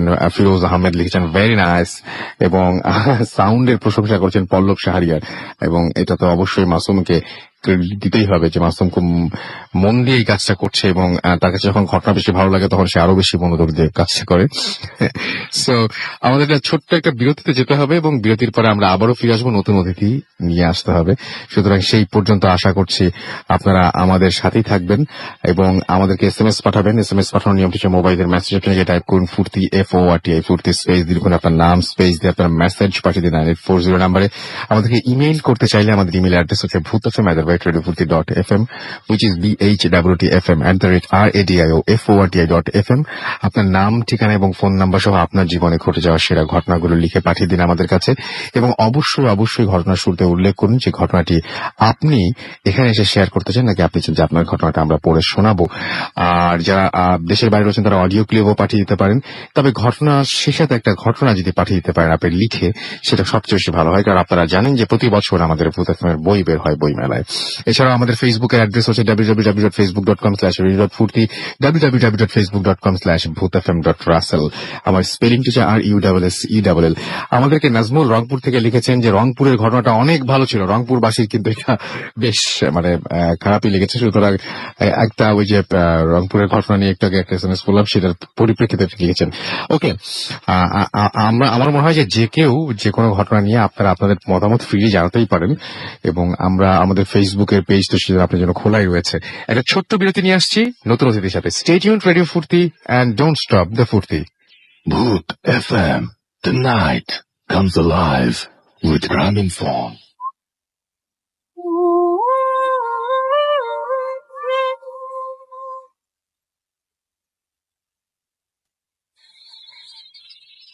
Welcome back. ঘড়িতে সময় রাত 1:41। শুনছেন সবসময় রেডিও ফুর্তি 88.0 FM। আমি রাসেল আছি, সাথে আমার সাথে রয়েছে মাসুম, এবং আজকের অতিথিরা আপনাদের সবাইকে আরো একবার স্বাগত জানাচ্ছি। এবং আমাদের শেষ অতিথি যিনি, তার নাম আমরা শুনবো এবং কোথা থেকে এসছেন সেটাও শুনবো। তার আগে কিছু এসএমএস করতে হবে, গালাগালি শুরু করে দিতে। আমাদেরকে রেজওয়ান যেমন জানিয়েছেন যে তার কাছে অনেক ঘটনা রয়েছে, তিনি ভূত এফএমে আসতে চান নেক্সট উইকে। You are most welcome. আমার মনে হয় যে অবশ্যই ঘটনা আমরা থাকলে অবশ্যই শেয়ার করার সেরা জায়গা হচ্ছে ভূত এফএম। প্রিন্স আমাদেরকে এসএমএস করেছেন খিলগাঁও থেকে। এছাড়াও দেখতে পাচ্ছি সাগর এসএমএস করেছেন, পাখি রাজশাহী থেকে এসএমএস করেছেন, আমির শাহিন ভুঁইয়া এসএমএস করেছেন লাবিব এসএমএস করেছেন, ফারিহা চৌধুরী চিটাগং থেকে। এছাড়াও সৈকত আমাদের এসএমএস করেছেন আমাদেরকে প্রান্তি এসএমএস করেছেন, আরো অনেকে। আপনি যদি এসএমএস করতে চান মোবাইলের মেসেজ অপশনে টাইপ করুন ফুর্তি FORTI ফুর্তি স্পেস দিয়ে লিখুন আপনার নাম, স্পেস দিয়ে আপনার মেসেজ পাঠিয়ে দিন 9840 নম্বরে। ভাইয়া আপনার নামটা একটু প্লিজ বলবেন এবং আপনি কোথা থেকে এসেছেন? আসসালামু আলাইকুম, আমার নাম মোহাম্মদ শহীদুজ্জামান পাবেল, আমি আসছি মুন্সিগঞ্জ থেকে। সো আমরা পেয়েছি রংপুর থেকে, আমরা পেয়েছি পাবনা থেকে, আমরা এখন শুনবো মুন্সিগঞ্জের স্টোরি। দেখা যাক কোথাকার ঘটনা, এলাকা ভিত্তিক ঘটনা কিন্তু আজকে হচ্ছে। সো আমরা মুন্সিগঞ্জের একটা ঘটনা শুনছি, শুনি আপনার ঘটনা। আপনি বেসিক্যালি দেশের বাইরে থাকেন, কোন দেশে থাকেন আপনি? সিঙ্গাপুর। এবং ঘটনা যেটা ঘটেছে সেটা তো সিঙ্গাপুরে ঘটেছে, রাইট? সিঙ্গাপুরে ঘটছে ঘটনা, দেশেও কিছু ঘটনা আছে। আমরা সিঙ্গাপুরটা দিয়ে শুরু করি। ওকে, কত বছর ছিলেন আপনি সেখানে? সিঙ্গাপুর ছিলাম 2 বছর। 2 বছর। আবার কি যাবেন? হ্যাঁ। আচ্ছা, তার মানে মাঝখানের সময়টা আপনি এখন আছেন, আপনাকে পেয়ে গেছি। সিঙ্গাপুর থেকে শোনেন তো আমাদেরকে, না? সিঙ্গাপুর থেকে আমি আসার পর আপনাদের ফুটি অ্যাপটা চালু হয়েছে, সেই জন্য আমি বিশেষ করে রেডিও ফুটি পরিবার ধন্যবাদ জানাই যে আমরা যারা প্রবাসে থাকি তাদেরকে অনেক কষ্টের মাধ্যমে, যেমন আমার প্রিয় একটা অনুষ্ঠান ভূত এফএম, তো আমি দেশে থাকতো একটা পর্ব মিস করতাম না। যখন আমি সিঙ্গাপুর ছিলাম তখন আমার এখন আসলে- আপনাকে আর কিচ্ছু মিস করতে হবে না। আমরা এখন আপনার ঘটনা মিস করতে চাই না। চলুন আপনার ঘটনা শুনি। সিঙ্গাপুরে কি ঘটনা ঘটেছিল একটু প্লিজ আমাদেরকে জানিয়ে দিন। সিঙ্গাপুরের আসলে মূলত ঘটনা হচ্ছে আমি কনেকটিশন স্কিল করে সিঙ্গাপুর যাই, তো কোম্পানির সাথে আমার একটু দ্বিধাদ্বন্দ্ব চলছিল আর কি, যার মনোমালিন্য কারণে- চলছিল আর কি। ইয়েস, যার কারণে আমি সিঙ্গাপুরে কাজ করার পর এক পর্যায়ে অ্যাক্সিডেন্ট হওয়ার ক্ষেত্রে আমি মানে বসকে বলি, সেক্ষেত্রে সে আমাকে দেশে পাঠিয়ে দেওয়ার জন্য বিশেষ করে অনেক প্রকার চাপ সৃষ্টি করে। তো সেই ক্ষেত্রে আমি কোম্পানি থেকে পালিয়ে এক উকিলের শরণাপন্ন হয়ে বাইরে থাকি আর কি। বাইরে থাকা অবস্থায় যে একটা রুমে থাকি, সে রুমটার আসলে বিশেষ করে একটা বর্ণনা না দিলে হয় না, কারণ রুমটা তেমন একটা বর্ণনা। আর বাঙালি মালিক, সাধারণত আমরা বাঙালি যারা আছি, যে দেশে আছি সেই দেশে আসলে ব্যবসা জিনিসটা আগে খুঁজি। তো সেক্ষেত্রে আমরা যে রুমটাতে থাকতাম সে রুমটা খুব ছোট, আর সিলিং পার্টিশনের রুম, আমাদের দেশের মতো ওইরকম না, যার কারণে আমাদের ওই রুমে 8 জন আমরা মোটামুটি থাকতাম, একতলা দোতলা খাটের মতো করে। আর আমি থাকতাম দোতলাতে। তো প্রথম সেরকম কোনো ঘটনাই আমার সাথে হয়নি, বাট মাস 3 যাওয়ার পর আমি রাত্রেবেলা, এরকমই একদিন রাত্রেবেলা, আর মাঝখানে আরেকটা কথা বলে রাখা ভালো যে আমি অনেক রাত্রে যে জাগতে হয় আর কি, মানে সাধারণত কানের মধ্যে ইয়ার প্লাগ লাগায় গান শুনতে শুনতে ঘুম, এই অভ্যাসটা আমার আসলে একটা বাজে অভ্যাস। তো ওই দিন রাত্রেবেলা আমি ভূত এফএম ডাউনলোড করে শুনতে শুনতে শুয়েছিলাম। তো হঠাৎ করে চোখটাও লাগছে কিনা আমি শিওর আসলে বলতে পারতেছি না। তো আমি দেখি যে উপরে সিলিং এর উপর দিয়ে একটা ফাঁক আছে, ওই ফাঁকটা দিয়ে আফসা জলীয় বাষ্পের মতো কিছু একটা ঘরের ভিতর প্রবেশ করতেছে। আচ্ছা, তো যে জায়গাটা প্রবেশ করতেছে সেই জায়গায় আমি শোয়া অবস্থায় আমার পাটা, তো পায়ের ঠিক ধারে এসে সে বাষ্পটা একটা মানবী রূপে আমার পায়ের ধারে এসে ইচ্ছা ধরে কাঁদতেছে। বাট সেই অবস্থায় আমার মানে হাত পা সব সম্পূর্ণ অবশ হয়ে গেছে, যে আমি একটু লড়বো বা আমার নিচে যাদের আছে তাদেরকে ডাক দেবো, সেরকম কোনো শক্তি আমি ফিল করতে পারতেছিলাম না। তো এরকম কতক্ষণ চলছে আমার আসলে ঠিক জানা নাই। তো উপর থেকে আমি যখন একটা সাউন্ড পাচ্ছি যে উপর থেকে কে যেন নিচের দিকে নামতেছে, আর আমার রুম ওভার করে টয়লেটের দিকে যেতে হয়। সো উপর থেকে যে নামতেছিল সে হঠাৎ করে লাইটটা অন করলো, আর সাথে সাথে দেখলাম ওই ফাঁকটা দিয়ে সেই বাষ্পীয় আকারে মানবীটা চলে যাচ্ছে। তো একদিন যদি হতো তাহলে মনে করতাম হয়তো বা স্বপ্ন বা হ্যালুসিনেশন, কিন্তু ওইরকম কোনো কিছুই না। তারপরের দিন হয় নাই, তারপরের দিন সেম ঘটনা। তো আমি দেখলাম যে আমার তো কোনো ক্ষতি করতেছে না, তো আমি এটার উৎসাহ জানার জন্য একটা ভিতরে একটু অন্যরকম অনুভব হলো। তো এরকম করে 1 দিন 2 দিন 3 দিন 4 দিন 5 দিন টোটালি 6 দিনের মতো এরকম ঘটনা ঘটার পর আমি দেখতেছি যে সে আমার দিকে ঘুরতেছে না বা কোনো কিছু না, শুধু আমার পায়ের ধারে এসে কাঁদতেছে এরকম। তো যাই হোক, আমি আমার এক ফ্রেন্ডকে এই ঘটনাটা জানালাম, পাশাপাশি আমার দেশের বাড়িতে ফোন দিয়ে আমার বড় খালা, আমার মা, তাদেরকে জানালাম। ঠিক তারপর দিন থেকে তারা আমাকে একটা উপদেশ দিল, তুমি যেভাবে শো তার উল্টো দিকে শো, তাহলে আল্লাহর রহমতে তোমার সাথে এরকম কোনো কিছু ঘটবে না। তো আমি দক্ষিণ দিকে মাথা এবং উত্তর দিকে পা দিয়ে শুইতাম। সেম আমি তারপরের দিন উত্তর দিকে মাথা এবং দক্ষিণ দিকে পা দিয়ে শোয়ার পর থেকে আর ওই ধরনের কোনো ঘটনা আমার সাথে ঘটেনি। তো আমি আসলে এটা লজিক কোনো খুঁজে পাইলাম না যে কাঁদতেছে, আমাকে কোনো স্পর্শ করতেছে না, আমার কোনো ক্ষতি করতেছে না। কিন্তু যেদিনই আমি আমার বন্ধুকে এবং আমার ফ্যামিলির মেম্বারদেরকে জানালাম, তারপর থেকে আমার সাথে এটা ঘটেনি। থ্যাংক ইউ ভেরি মাচ, আপনি অনেক কষ্ট করে এসেছেন। এবং আমি আজকে আরো একবার স্মরণ করে দিতে চাই যে হঠাৎ করেই যদি আপনি গিয়ে দেখেন আপনার কমোডের মধ্যে কোনো একটা মাথা পড়ে আছে, কারো একজন পরিচিত কারো একজনের মাথা পড়ে আছে, তাহলে আপনার কেমন লাগবে? আপনি যদি হঠাৎ করে সিলিং ফ্যানের দিকে তাকিয়ে দেখেন সেখানে একটা ফুল হাতা শার্ট পরা একটা হাত ঝুলছে এবং ফ্যানটাকে টানছে ক্রমাগত অন্যদিকে, তাহলে আপনার কেমন লাগবে? আর এখন এই ভাইয়া যেটা বললেন যে হঠাৎ করে ভেন্টিলেটরের মধ্যে দিয়ে জলীয় বাষ্পের মতন একটা বাষ্প এসে যদি আপনার বিছানার পাশে বসে এবং সেটা যদি একটা মানুষের আকৃতি নেয় এবং তারপরে আপনার পায়ের কাছে বসে কাঁদতে শুরু করে, তাহলে এই সময় বাকি রাতটা এই রাতটা আপনার কেমন কাটবে সেটা আমাকে জানিয়ে অবশ্যই আমাদেরকে ইমেল করতে পারেন, আমাদেরকে ফেসবুকে জানাতে পারেন, আমাদেরকে মেসেজ করতে পারেন, বাট আমাদেরকে অবশ্যই আপনি জানাবেন, সেটাই আশা করব। আমি একটা ছোট্ট ঘটনা দিয়ে শেষ করি। আমাদের কাছে আছে এই ঘটনাটা একটু অন্যরকম, আমি বলবো না যে খুব বেশি ভয়ের, বাট একটু অন্যরকম। রুম্পা দাস আমাদের এটা লিখেছেন সিলেট থেকে, এবং তিনি বলছেন, রাসেল ভাই আপনি কেমন আছেন জিজ্ঞেস করব না, সবসময় ভালোর দলে। লাস্ট উইকে ইমেল করেছিলাম কিন্তু পড়া হয় নাই, এবারে যদি ভালো লাগে তাহলে পড়ে শোনাবেন। আমি সিলেট থেকে এসে গল্প শেয়ার করতে পারবো না, তাই লিখে পাঠালাম। গল্পটা মূলত আমি বলবো না কি নিয়ে, একটু পরে বলবো, কারণ এটা হচ্ছে তাহলে মজাটা নষ্ট হয়ে যাবে। এই ঘটনাটা ঘটে 10 বছর আগে আমার মামার কাছ থেকে শোনা, এবং ঘটনাটা শ্রীমঙ্গলের। ওই সময়টা ছিল বর্ষার সময়, এবং একটু বৃষ্টি হলেই ছড়া, মানে আপনারা যারা সিলেটে গেছেন তারা নিশ্চয়ই ছড়া চেনেন। ছড়া হচ্ছে ছোট্ট খালের মতো, এবং সেটা পানি জমতো, এবং মামা ছড়াতে মাছ ধরতে গেলেন, এবং মাগুর মাছ ধরে নিয়ে আসলেন তিনি, এবং মাছটা বড় ছিল। মাছটা এনে তিনি মামিকে দিলেন, এবং মামি রাতে রান্না করলেন, সবাই মিলে খেলেন, শুধু দাদু খেলেন না। ওই রাতে যারা যারা মাছটা খেলো তাদের খুব জ্বর আসলো, এবং তারা রাতে ছাদের ওপর ধুম ধুম শব্দ শুনলো। শব্দ শুনে যে মাছ ধরেছিল সে গেল ছাদে এবং চেক করতে, এবং ছাদে যেতে না যেতেই তাকে খুব জোরে কেউ একজন থাপ্পড় মারলো। সে ভয় পেয়ে নিচে চলে আসে। এভাবে প্রতি রাতে একই রকম ঘটনা ঘটে থাকলো। পরে পাড়ার সবাইকে ঘটনাটা বলা হলো, এবং মামার দাদু একজন তান্ত্রিকের কাছে গেলেন, এবং তান্ত্রিককে বললেন যে মাগুর মাছটা নাকি, তান্ত্রিকটা বললেন যে মাগুর মাছটা নাকি, এবং মাগুর মাছটা যেটা ওনারা খেয়েছিলেন সেই মাগুর মাছটা দিয়ে ব্ল্যাক ম্যাজিক করে কারো নামে সেটা ছেড়ে দেওয়া হয়েছিল, এবং যে মাছটা ওরা খেয়েছিল সেই যে মানুষটার নামে করা হয় সেই মানুষটা নাকি মারা যায়, এবং তারপর তান্ত্রিক কবচ দিয়ে তাদেরকে উদ্ধার করেন, বা সেইভাবে ট্রিটমেন্ট করে, বা বিভিন্ন ট্রিটমেন্ট নানান ভাবে দিয়ে তাদেরকে ঠিক করেন। এবং আমি খুব অবাক হয়েছি যে নানান ধরনের ব্ল্যাক ম্যাজিকের ঘটনা আমরা স্টুডিওতে আমাদেরকে অনেকে এসে বলেছেন, কিন্তু এটা খুব অদ্ভুত ব্যাপার যে যখন মানে একটা মাছের প্রসঙ্গ আসে, এবং মাছের প্রসঙ্গটা কিভাবে আসলো যে একটা মাছকে ব্ল্যাক ম্যাজিক করে সেই মাছটাকে ছেড়ে দেওয়া হয়েছিল পানিতে, এবং এই মাছটা মানে কোন একজন মানুষ আবার খেয়েও ফেলেছেন। তো যাই হোক, আমি ব্ল্যাক ম্যাজিকের সাথে এরকম মাছ রিলেটেড ব্যাপার স্যাপার আমার জানা ছিল না। আপনাদের কাছে এরকম আরো অনেক অজানা ঘটনা এবং নতুন ঘটনা থাকতে পারে। অনেকেই হয়তো খুব মন খারাপ করেন যে কেন আপনার ঘটনা সিলেক্ট করা